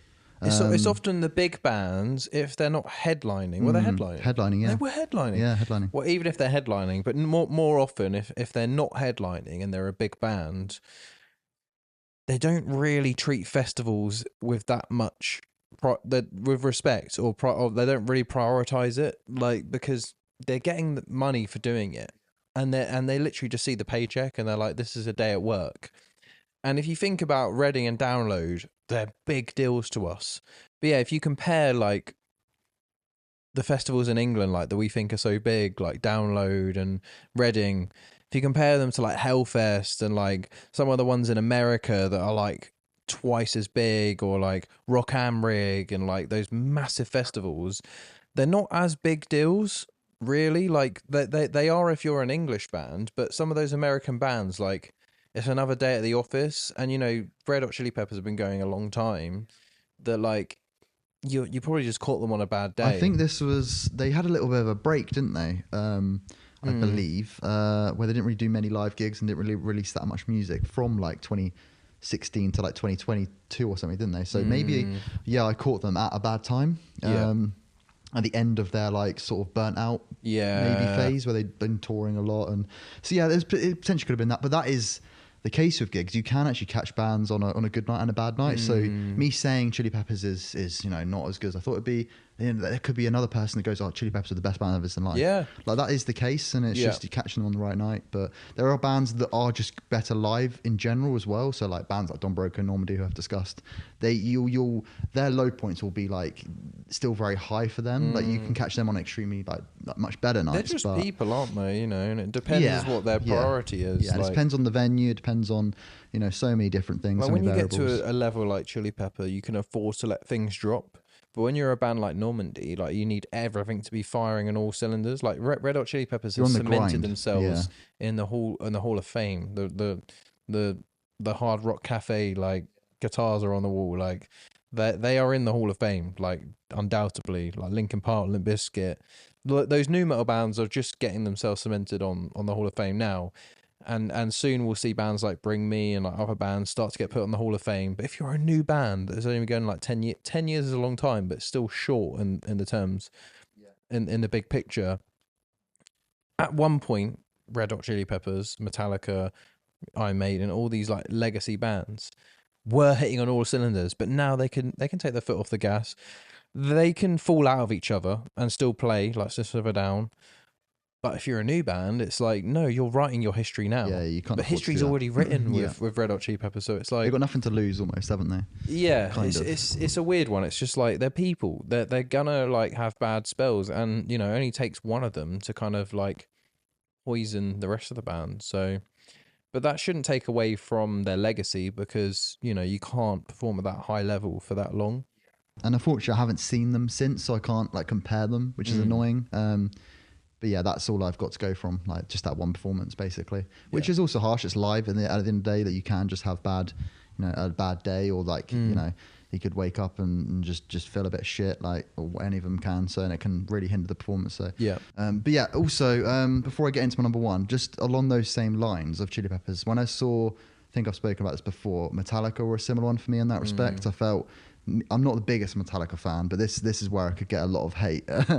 But for me, they just did a similar thing where there wasn't too much stage presence, and they just played their music live. And I think I just need something from a live performance. I think they just didn't give me that. Like, and I'm not a big enough Metallica fan. Like, I love all the big hits, but I don't love them enough to. I think I saw it was the 2023 Download, and I saw them headline twice. So it was a lot of Metallica to stomach, and they were a similar one for me, where they just didn't quite give me what I wanted, especially from a big name like Metallica. But yeah, that was another one that didn't sit as well with me. I think they don't quite get into the list because I don't think they were as bad. Like, I could say the crowd carried them for me. Like, I still felt like this is sick to experience. I was like, these are rock gods. Like, I was like, just seeing them live was enough for me. And then Enter Sandman live actually is one of the best songs I've heard live. So I'll leave that on a high note before I get absolutely attacked by Metallica fans. But yeah, number one. Getting into my number one. Can you guess who it is? I have no idea. You have no idea? Okay, so it's a band. I think you were there. You're present, but I don't know if you actually heard them. Caskets at Trees. Oh yes, yeah. No, I was there. I was there. Yeah. So this is one I comically discuss a lot with Jasmine, my twin. Shout out. And yeah, we both saw them, and we got close to them. We're big fans of them. Yeah, I was with you guys. And then, I think you held back a little bit, I think, weren't you? I was watching though, and I was just like this. And I think we had the same with the same agenda on them. They just, I mean, I love them. I love Caskets so much, and I was really getting into that point. I was like, oh, I'm gonna go see them finally, because I actually missed them at Download. They the first time I went to UK one. They were lucky you did. I know, because I was like, I didn't know the logistics of Download. An extra monthly listener for about 10 months. Yeah, exactly. But I didn't know how so I got there late, and getting into the main area is a lot slower than Reading. I didn't realise that, and we were so far away, and I just ended up missing the set. So I was gutted. So I was like, okay, cool, Trees, 2000 Trees. I can finally go see them. We go see them, and it was the drums, wasn't it? I think it was the drums were just too loud. And then his vocals, a bit of everything, it just wasn't great. Yeah, no. I think if I had to pinpoint it, it was the drums being too loud. Vocally, he didn't sound as good as, because they sound, very high level vocals to do live. I compared them to Dayseeker. He didn't quite pull them off. Yeah, and when I saw Dayseeker live, they were phenomenal. Oh yeah, and Dayseeker probably just as technical, but he's just got a better voice. Because they're both similar in my eyes. They're both clean. They're both really well produced. Yeah. And yeah, it didn't sound like that live, and that's not what I wanted. And I mean, I don't know. It just didn't sit well with me, and I think they just got something wrong. It might have been the drums, as I said, that ruined it and sort of just killed everything else. But I think there was also another few things that maybe someone more musically gifted like you can pinpoint. But for me, overall, I can only get that sort of overall experience just didn't sit right. But yeah, I can't fully remember, but I think I was mainly disappointed by the vocals. I don't think the vocals. I think the vocals were off. Yeah. Yeah, I think the vocals were loud enough. Maybe they were a little bit overpowered by the drums, but it was just the performance of the vocals just wasn't good enough. And yeah, just like they just weren't that tight as well. Like, just like the sound wasn't like I can allow bad sound because I can see that they're playing it right and they're locked in, but for me they just weren't that locked in, and they were just a bit cringe as well. Like the way he said, he said something to the crowd, didn't he? He got emotional, didn't he? Yeah. He got emotional. He got like fake emotional. Yeah, and I was like, oh, didn't land well. That wasn't good. They weren't very humble. You know, they're a new band. They need to be humble and just like do their best. I didn't feel like they did their best, and I didn't think they were humble, and I didn't think the sound, like, I didn't think they played their instruments that well, and the sound wasn't good. But yeah, I agree about the drums overpowering, but yeah, I can't remember. It was quite forgettable, really. Yeah, which is why it's top of my list. Don't blame you. Don't blame you. Yeah, that's just a solidly. I think that was a combination of I love the band. I had expectations that weren't high because it was like they're a new band. I don't expect a crazy performance, but when you go see, it's almost like trying to meet it's like that saying, don't meet your heroes. Like, I know they're not my heroes, but like, it's like, and it's always turns out to be bad. That's kind of how I felt with Caskets. I was like, oh, I'm excited to see them. And they just didn't perform. They just an and that puts you off them as well, doesn't it? Yeah, I don't think I've them. listened to them since. Really. No, I actually sometimes skip. Like, they're still on my playlist, and I'm like, oh, no, fuck you for that. Just skip that song. It sometimes has the opposite effect. Like, it can turn you into a super fan or a hater. Yeah. But I would like to see them live again, and I'd love to be proven give them another wrong. chance. Yeah, because they're still a new band. There might have just been some audio stuff. Like, you got to give them a little bit of a chance. So I'll 100% go see them again. But if they do me wrong again, then yeah, that's it. They're dead to me. They're 2 chances with me. 2 chances. Right. So we've had my top 5 worst gigs. Now, what are your top 5 worst live performances, Forrest? So number 5 was Reading. Okay. In 2022. Oh, quite recent. Quite recently. So I'll set the scene. I just seen Bring Horizon. And it was the best set I've ever seen for Bring Horizon. It was unbelievably good. I was on such a high. And I was with someone at the time, and they wanted to see Arctic Monkeys. So I was like, okay, yeah, we'll go see Arctic Monkeys. I like a few songs. Okay. I went over, and they were just like playing like acoustic guitar, playing these shit songs I've never heard. So it's Arctic Monkeys? Arctic Monkeys. Oh, okay. They were so boring. Oh, no. They were terrible. I mean, I was in a little bit of like a gig hangover after seeing like Bring Horizon, one of my favourite bands, but they were just boring to death. And even the person I was with was like, oh, like give them a chance. And like, it was just like, I just had no patience for them. It was like the end of the night. To be fair to them, like I was a bit sort of like, you know what I'm like when I've had a few too many drinks. I get a bit tired and like moody and just grumpy. You turn into a like, fucking bitch. yeah, I was being a bitch. Yeah. And I was just bored and like just grumpy. You don't have patience for Arctic Monkeys, especially as you said after performance like Bring Me do. They are the I think it was like just the comparison compared Bring Me with like their amazing stage show and like fire and dancers and AI robot and like amazing songs that I love. Every song was a banger. And then Arctic Monkeys just with their shitty like acoustic guitar and some guy going yeah, in my bathroom. I was just like, what the fuck is this? Yeah. Like, this is just embarrassing. And I was like, let's go. And then did you see anyone after that, or just no, that was the last. That was the last. See, I had a very, very similar experience to that at Reading. I saw Kings of Leon headlined. And I gave them an hour, maybe an hour and a half. And I was like, same with you. And I was like, I ain't waiting for Sex on Fire. I can't be bothered. Like, this is not worth it. And I think I'd seen maybe Fall Out Boy or someone like quite high energy, really cool band. I was on a high. And I was like, what the fuck is this? And I could tell so many people were loving it. Like, if you're a Kings of Leon fan, big up to you. But I was like, the crowd was dead for Arctic Monkeys. Really? So like, the crowd was really good. I mean, for I Kings was of quite Leon, far back, but like I could hear people just like over talking them, and like it was just such a downer compared to Bring Me. Yeah, I think everyone imagine. that I went with, like, obviously I was with the crowd walking to Arctic Monkeys afterwards, and it was a load of shit. Oh, that's the point. And I've not seen them. I'd love to see them. Yeah, But no, it was shit. Anyway, so number 4 was this one you might get actually. Before. Do you have a guess? Oh, I don't know who you've. The only one I would have thought is what we've been to together for. Yep. Would have been Caskets, but you said you didn't really remember them. No, you have to tell me. I don't even think of them. So number 4 was I was with you, 2000 Trees, Boston Manor. Really? Yeah. So they had like major technical difficulties. Oh, yeah. And they stopped for like, I swear it was like 15, badly. like 20 that's minutes. Fair. Yeah, I'll give you that. And I just wasn't feeling it. I mean, I was very drunk and I was like trying to climb this wall, which was the most fun part of the set. That was true. Yeah, you went full Forest. Was that Boston Manor? It was I think one of that was bands. Caskets. Oh, It that was the was other. It's Caskets. Boston Manor, the other tent. Yeah. So yeah, it was just not good. Like the technical difficulties ruined it, and I just found it just boring. Like it just didn't. That's fair. I mean, I'm a big Boston Manor fan, so Yeah, I still enjoyed it. like a few of their I enjoyed songs, it. I saw them the year before at Slam Dunk, and they were amazing. But this time, I think we got there late, and we were outside the tent, weren't we? So They had the worst technical difficulties. yeah, they didn't handle that well. It was a long time. They just left it silent, didn't they? Yeah. So that That's makes probably sense. the worst Yeah. case of technical difficulties I've ever seen. I 'Cause think someone that's why handled it well, comes to didn't mind. they, Yeah, that year? Guilt Trip handled it really Guilt well. Trip, yeah. Creeper handled it. Yeah, they the did. Best. You said, yeah. They were like they gave like the mic to the crowd and like had a drum solo. They didn't stop. Very professional. They didn't stop. Yeah, that's cool. But I could tell something was up. But the vocalist was so charismatic, it almost improved the show somehow.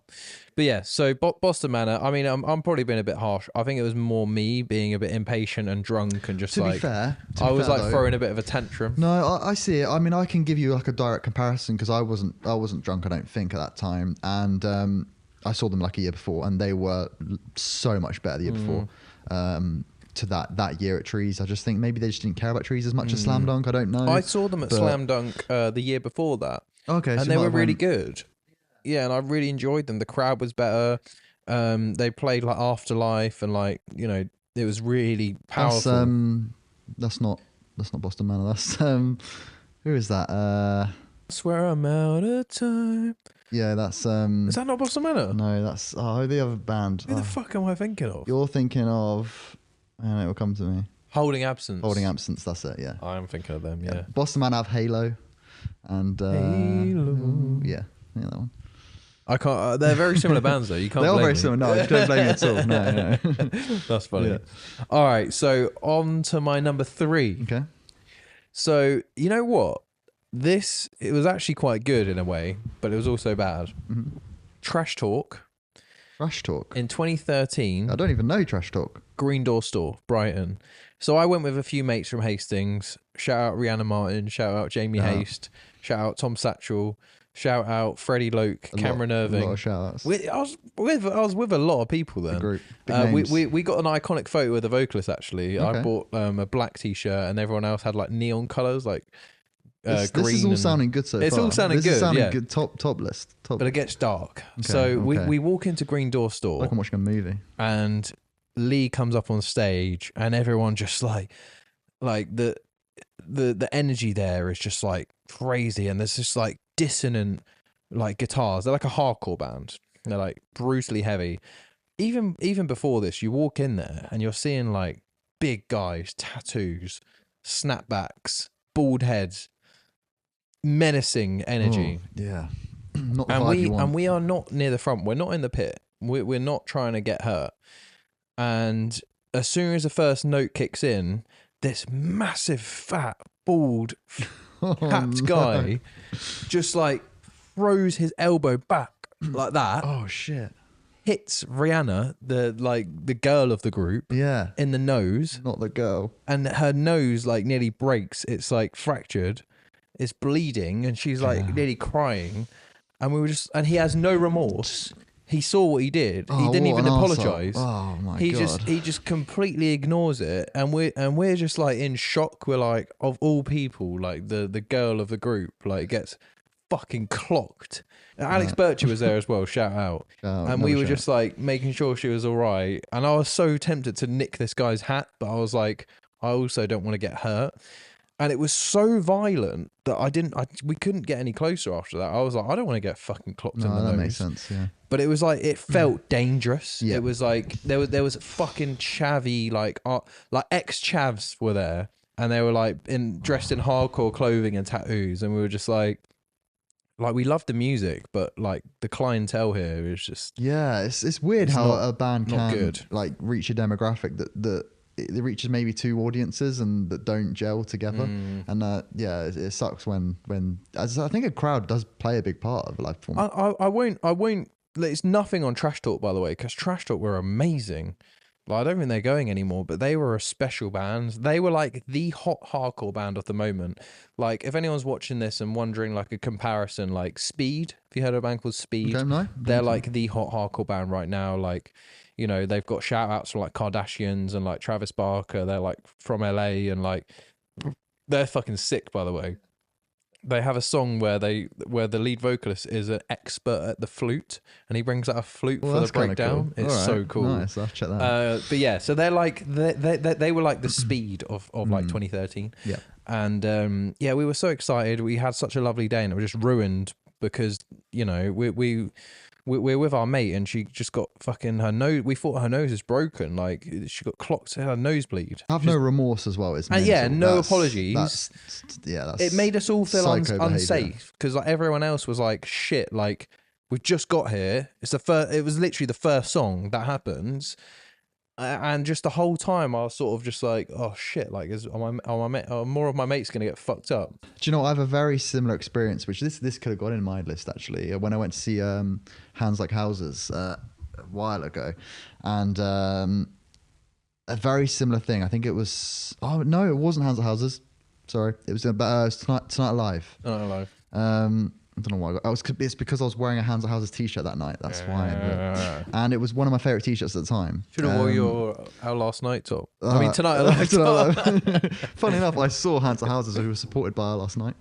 Anyway, and yeah, I was seeing Tonight Alive, and first song in, like they're not, I don't know why, but I think it was maybe first or second song in from a mosh pit. You know, sometimes people ditch their drinks before they go in a mosh pit. Yeah. This guy had a full load of beer. Yeah, that happens every gig. And he went...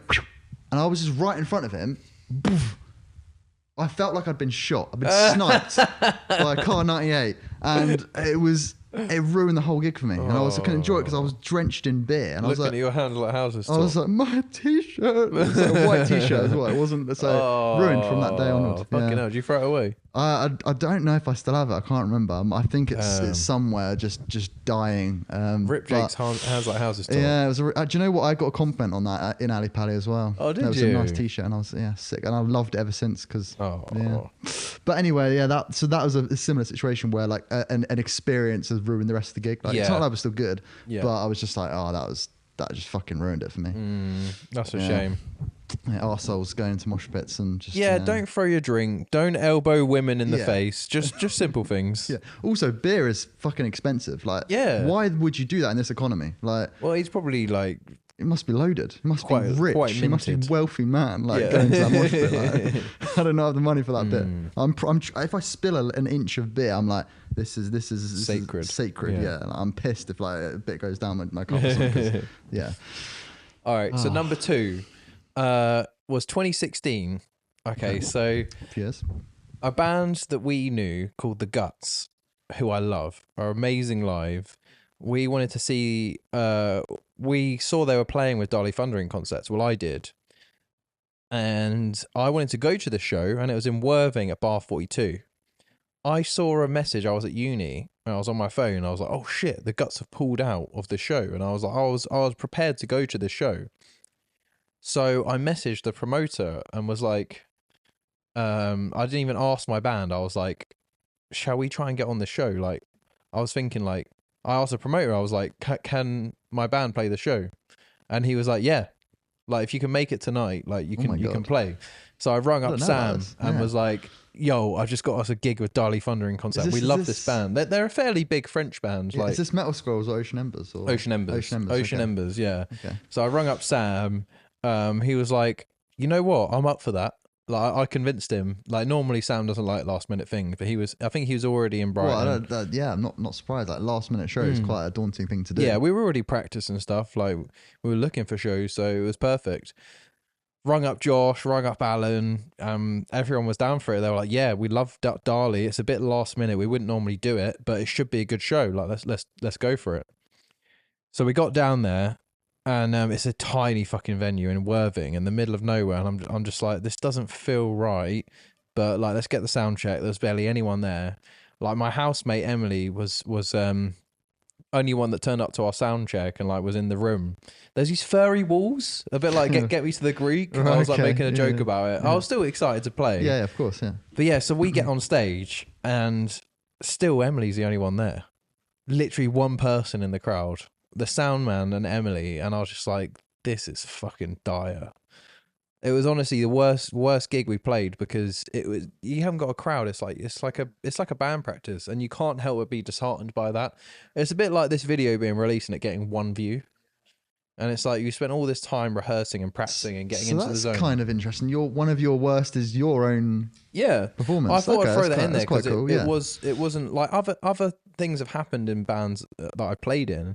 But they've been my own fault and like things that have happened. But like for one person to show up was terrible. But yeah, it doesn't stop there. So then I was waiting for Darley to play, and barely anyone was there as well. It was literally a room of like 10 people. Are they? How big of a band are they? They're like, maybe got like 50k monthly listeners. Okay, so they're not like not small, small, but like yeah. they're from France, so they're not very well known in England.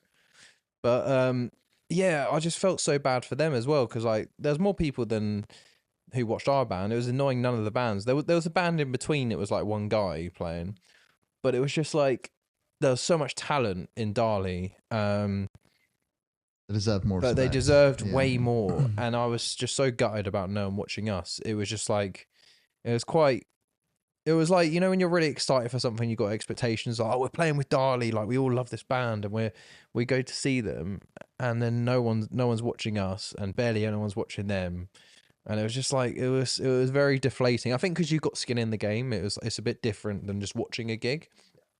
Like with Contortionist, there was barely anyone there. It was probably about 50 to 100 people, which is quite small for Contortionist, but because I was part of the crowd and they played so well, I didn't mind it.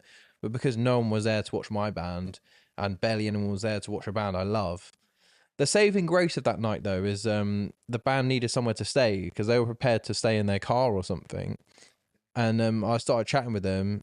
They could have at least watched my band, but I didn't hold it against them. I was like, you know what? That's big of you. I was like, you can stay at mine. I've got a student house. Like, you guys can have some showers and like stay in the front room. Like, we haven't got much in the way of bedding and stuff, but like, feel free to stay at mine. Car. Yeah. So they stayed around mine and we got to know them. They left me like a signed album and like a pic, oh, nice. which is quite you cool. You still got it? I still got it. Show and tell. Yeah, I'll get it up. Yeah, so that was a saving grace, but it was just like the gig aspect of that. It was like, it was bittersweet because it was the biggest band we probably ever played with. Yeah, you were, and it was the hoping, smallest turnout. Yeah, that is, yeah. Can you imagine that? I know. I guess that's almost like for you as a band, like this could be our make or break moment. Like, Yeah, I did think a lot like of riding good on things that. could come from Yeah. this, but yeah, That's demoralising. But it was very demoralising. sorry to hear that. That's all right. It happens. Anyway, so my number one worst gig I've ever been to was another hardcore band, believe it or not. Oh, hardcore band's not Hardcore doing band, well. Last Witness, 2013. It was one of the first gigs I ever went to on my own. Did you say Last Witness? Last Witness. Okay. Do you remember I had some beanies that said Witness Yeah, on? yeah, I do. Red and the green one. They're from that band. That's cool. Yeah. They were all the rage back in 2013. But yeah, so I'd never been to it. Well, maybe I'd been to a gig on my own, but not many. So I went to see this band, Last Witness, on my own. I was like, maybe I'll see someone. It was at Underworld. And I went there and I was so excited. I was like, it was a bit bittersweet because it was their last show. They're breaking up. Last Witness, last show. Yeah, they have played shows since now, but like very rarely. But yeah, so I got there. I was so excited. I wasn't like right near the pit. It was like, I don't know if you've been to many hardcore shows, but it's weird. So like basically everyone wants to get on the mic. There's about 50 people near the front and they're all chanting the lyrics, trying to get the mic. Oh, really? 50 of them. That's kind of cool. I like that. It was really good vibes. Cool. Yeah. And like I was singing at the back, like just like minding my business. I didn't have any friends there or anything. And it must have been about 2 or 3 songs in. I'm loving it. I'm having a really good time. I think I turn around and I was like, I'm gonna get a drink at the bar. So I turn around, I'm walking to the bar, and I don't even see who does this, but someone doesn't like the look of me. And they just fucking sucker punch me. Oh shit! Really? In the stomach, like literally punch through me. Fuck. And it's one of the hardest punches I've ever taken. God. It was from like a fully grown man. I'm like 17 at this time, like 2013. And no, it must have been 19. Anyway, I'm young. I'm skinny. There's not much of me. Doesn't matter on your age or whatever. Like that's it floors me. I'm on the floor and I'm writhing in pain. Like I don't know if you're winded by like a football or something. It's like that, but way worse. Like you're being punched in the stomach. I've had I won't get into that, but I've had a similar experience to that. It was one of the battle bonfire. You know when there's loads of people getting out, like in and out entrances. I had the exact. Some guy just punched me in the stomach. Really? And I threw my up God. after it, and it was like it just because you're not expecting as it. well. Yeah. You just like because I've been drinking that night, and you just get punched in the I stomach. was struggling like, to breathe. I was like, am I going to die? I felt like I was like, yeah. When you're not expecting it, it happens. It was Yeah, literally like that. It's like your windpipes, like they shrink.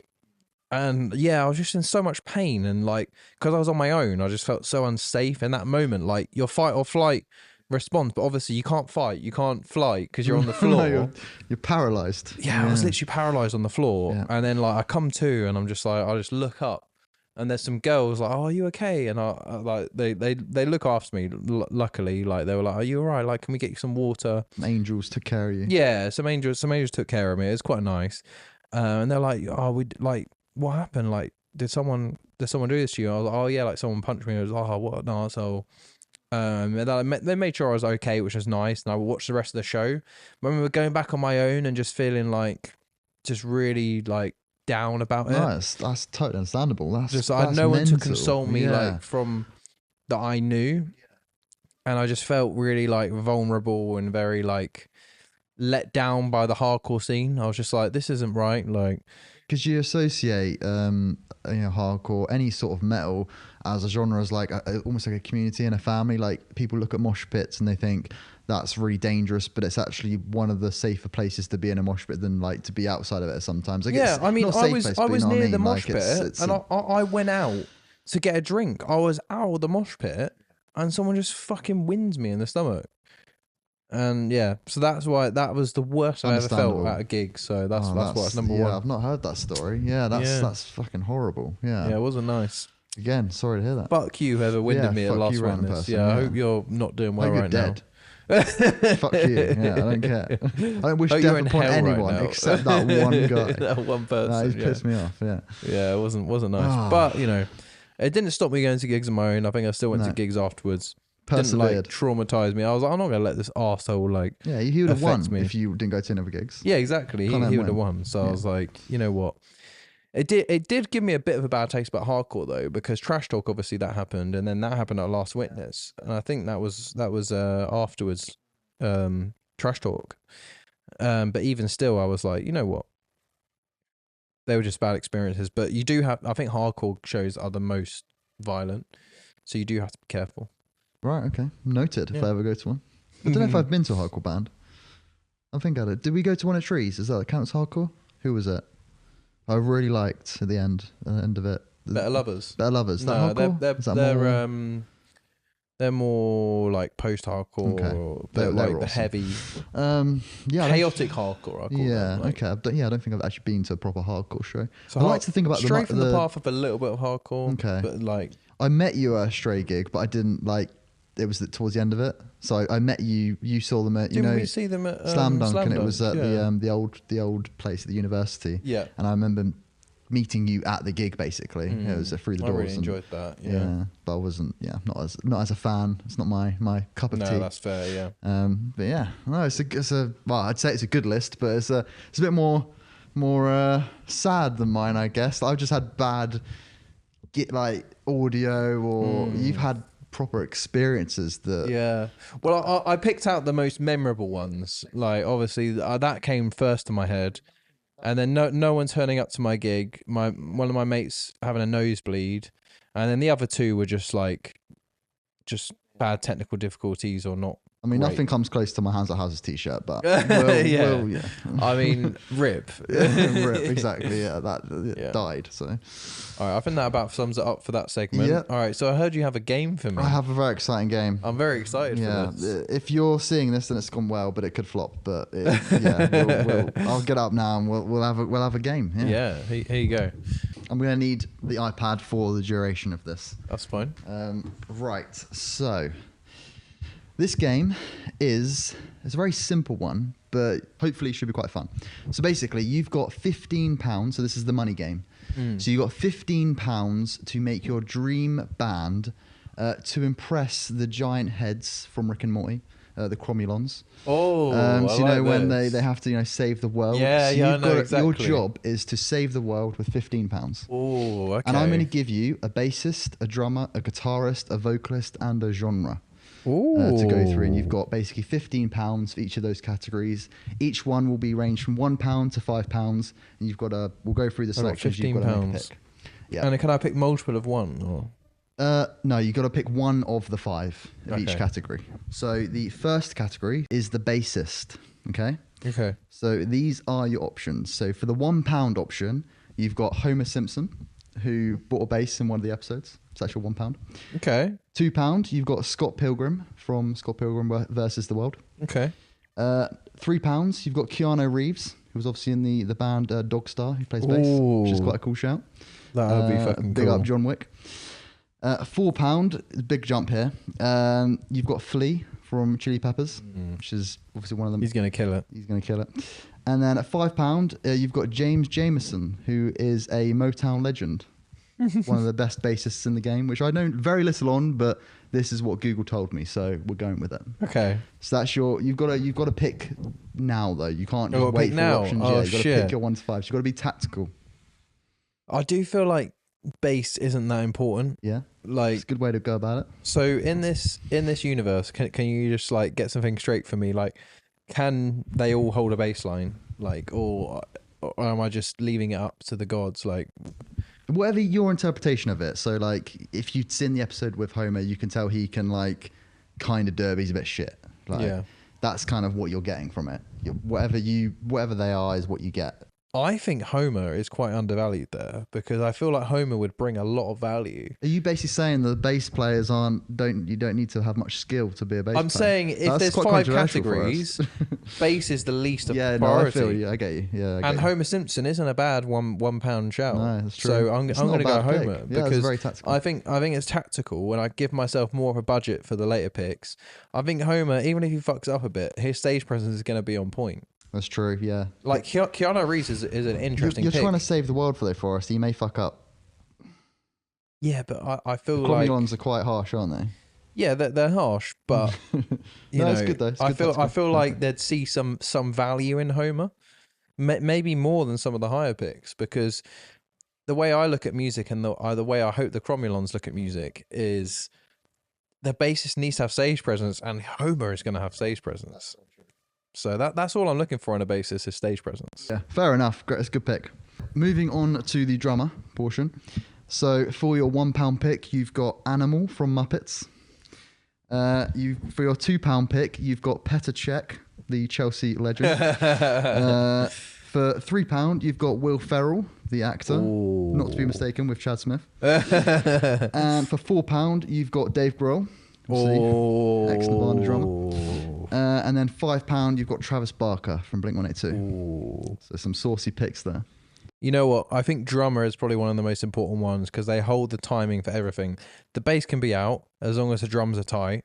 I mean, you want the bass to lock in, but you want the bass to have stage presence as well. I'm not gonna skimp out on this one. I know exactly what I'm going for. I'm going for Dave Grohl. Oh, that's a saucy shout. Yeah, yeah. Dave That's Grohl probably for £4. Like, he could even be a £5 option, to be fair. yeah, I think you could have interchanged them, but yeah, but Travis Barker is more of a drummer. Yeah, whereas that's Dave where Grohl, like yeah. he's a vocalist now, but like I know I can trust Dave. He's gonna have amazing stage presence. He's gonna versatile. hold it down. I need my foundation to be strong. I'm not gonna go full 5 for Travis Barker. I would be tempted, but Dave Grohl is gonna hold it down for me. 100% So you Dave use Grohl. £6 of your 6 of my 15, so of I'm 15. I'm just under halfway. That's all Okay. right. That's all right. Now we get into the guitarist, so something that hits home for Guitarist, you. yeah. So, right, for £1, you've got Ferris Bueller from Ferris Bueller's Day Off. No. For £2, you've got Spider-Punk from Across the Spider-Verse. Quite Okay. a cool option. For £3, you've got Johnny Depp, who was obviously in the rock supergroup Hollywood Vampires. He's not a great guitarist, For but £4, you've got Jack Black. he can do a obviously job. Tenacious D. And then £5, you've got Jimmy himself, Jimi Hendrix. Jimi Hendrix. Like, as much as guitaring is close to home, it's not the most important thing. It's a bit like a bassist, a bit more important. You need someone with stage presence for sure. See, I don't think Johnny Depp's good enough. I think he's got the stage presence, but I just don't think he's going to hold it down enough. Yeah, see, the £3 options like you can do a job, whereas 4 and 5 are like that's the more you're spending money. I might regret this because I'm running out of budget now, aren't I? If I go for £4, how much have I got left? You're on 6, you'd have 10, so you'd have £5 left to spend on your vocalist and your genre. And genre.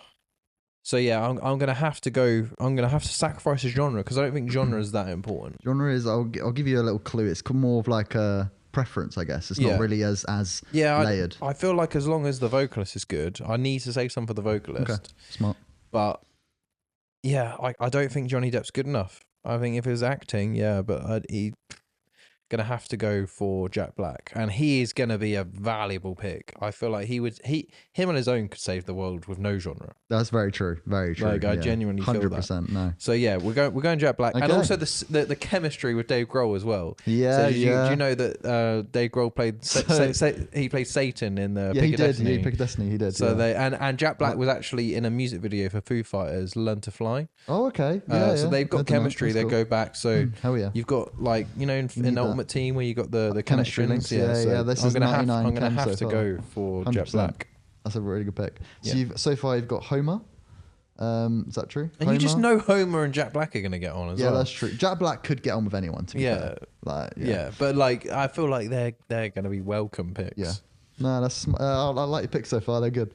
Right, so we're getting on to the vocalist. Okay. Arguably the most important position in a band. And how much have I got left? So you've got five quid to So I spend on. can't really choose number vocalist. 5 No. because I have to choose a genre. Yeah. Well, tell me who I could have that I can't pick. No, I'm just gonna go for it. Just Okay. for it normally. So £1, you got Kermit the Frog from the Muppets. Yeah. £2, you got Morty. Thought I'd have to throw him in there because he does do the vocals in the show. Yeah. For £3, you've got Cy Snootles, the Palawick from Jabba's Palace in Star Wars. Wait, who the fuck is that? Cy Snootles. She's the alien with the big like snout that sings really high pitch. I feel like that might please the aliens. Because she is an alien. That's smart. Yeah. But yeah, okay, that's a maybe. And Okay. how much is she? 3? Sorry? She's £3. She's £3, yes. Yeah, so Okay, you've who's got Kermit at four? £1, Morty at 2, Size Noodles at 3. £4 is a Metal Lounge favourite, Ronnie Radke. Oh. And at £5 is, can you guess who £5 would be? Chino? Close. Chester? Yep. Chester. Oh. Big Boy Bennington. Well, I can't pick him No. because I need to save one for the Bad genre. times. I kind of wish I knew the genres first. That's the name of the game. That's what makes it exciting. But yeah, with Ronnie Radke there, there's such a massive drop off Yeah. between Ronnie and the Palawink. The palette, but that's the reason the £4 pick's hard to pick because you can't always go for a £4 because the average is 3. So it's if you're picking You know four, what? I really feel like the drop off between the Palawink and Ronnie is much greater than the genre between 1 and 2. Because I just feel like it doesn't matter what genre it is if you don't have a good vocalist, unless it's instrumental. But like, it's not instrumental. yeah, I'll if give you it's that. not instrumental, yeah, like it's got to be Ronnie. It has to be Ronnie. I'm gonna have to do whatever genre. Ronnie can do whatever anyway. He does country and like rap and Yeah, metal. okay. Like, Well, that's so fair yeah, enough. that's what I'm going for. All right, that's a solid pick. Right, so you've got £1 left, haven't you? Yeah, Okay, so just want me to tell you the genre you've got? Yeah. All right. So for £1, please say country. you got dubstep. Dubstep. That's Yeah, sick. that's quite cool. They'll to be love fair. that. Yeah. To be fair, the genres are very like it's preference. Subjective, Yeah, yeah. subjective. Like it's So not really what layered. were the genres? So £1 you had dubstep. So for those of you in the comments, make your own as well. You got £1 you got dubstep. £2 you got Viking metal. £3 you got 80s hard rock. £4 you got 2000s new metal. And for £5 I thought I'd do what this episode was about, modern metalcore. Yeah. Nice. But that's a solid list, like nothing too crazy. I was gonna Yeah. go for something like crabcore or like yeehawcore or those sort Yeah. of creative ones. But I thought I'd keep it simple. You know what? I'm happy with that. I like dubstep. You got a good squad. Is You got a good almost lineup. like I'd love to hear that. that genuinely. excites me. Yeah. Yeah, I'd it love would to be hear that. exciting. I suppose like I don't know how dubstep Homer's is going to so shred on the bass with dubstep, but yeah, Yeah. we'll figure it out. it's almost like it doesn't really suit having instrumentalists as much. I'm so glad I picked Dave Grohl though because he can hold down a dubstep beat. I'm sure. Yeah, I don't know how this is going to work, but I just thought That was really good fun. I thought you'd like that. Yeah, I like Yeah, that. something a little bit different. Yeah. Something a little bit different. Yeah. And all of these characters, they actually play those instruments. So Yeah. Petacek actually plays the drums. I know. I did see that. And like, obviously, Will Ferrell's been on. Is it Jimmy Fallon or Jimmy Kimmel? One of those shows. Yeah. That whole thing. You can't hold down a beat though, really. Yeah. Yeah, that's true. But- See, yeah, it is a little bit about him. A little bit. Yeah. But compared to Dave Grohl, there's Yeah, the jumps from 3 to 4 massive, are always quite massive. big. Yeah. Yeah. All right, I think that about sums it up for Yeah, today. Yeah, just that's it. Thanks for coming on. I really enjoyed Oh, it's having been you a pleasure. on. Having Yeah. some blood on the show. You're Exactly. the first blood I've had on the Yeah, show. My I know. broski from the Yeah. same Muvski. The same ski from exactly. But yeah, thanks so much for coming Oh, on. that's It's all been a right. pleasure. If you like this video, give it a like. And also think about subscribing. I just checked my analytics for the first time. Apparently 70% of people aren't subscribed. So That's not on. if you've made it this Subscribe. far, you might as well click subscribe and do me a solid, just so I can see that 69% what I want to see. Oh, yeah. Minimum. Anyone watching, subscribe. Just scroll Yeah. down a little bit and hit that. It's free. It's you don't free. you don't have to pay. Oh, and also I was going to say this: click the bell if you want to be notified 100%. for the next That's very episode. I've never important. said that before. It sounds weird, but these things matter. If you want more long form content, I don't know how much longer I'm going to be doing this. Like I might be running out of batteries. You know, I might just stick to TikTok. So if you like YouTube, let us know because I love doing bell this. adds a battery to Forrest's. Yeah. But thanks so much for checking today's episode out. If you want some more of this, check out the next episode. We've got lots coming out this summer. The vibes are out. The beers are out. Jake's out for the first time. Yep. Hit like for the thumbnail because Jake would have done it because I'll force him Click to. that thumb. That thumbnail's gonna be top tier because I will do that. All right. That was weird. Catch you on the next one. Bye. Bye.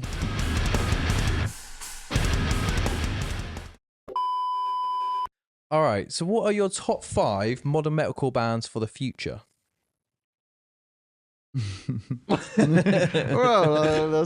Basically, I think Sleep Theory are the best band in the world. Fuck Sleep Theory.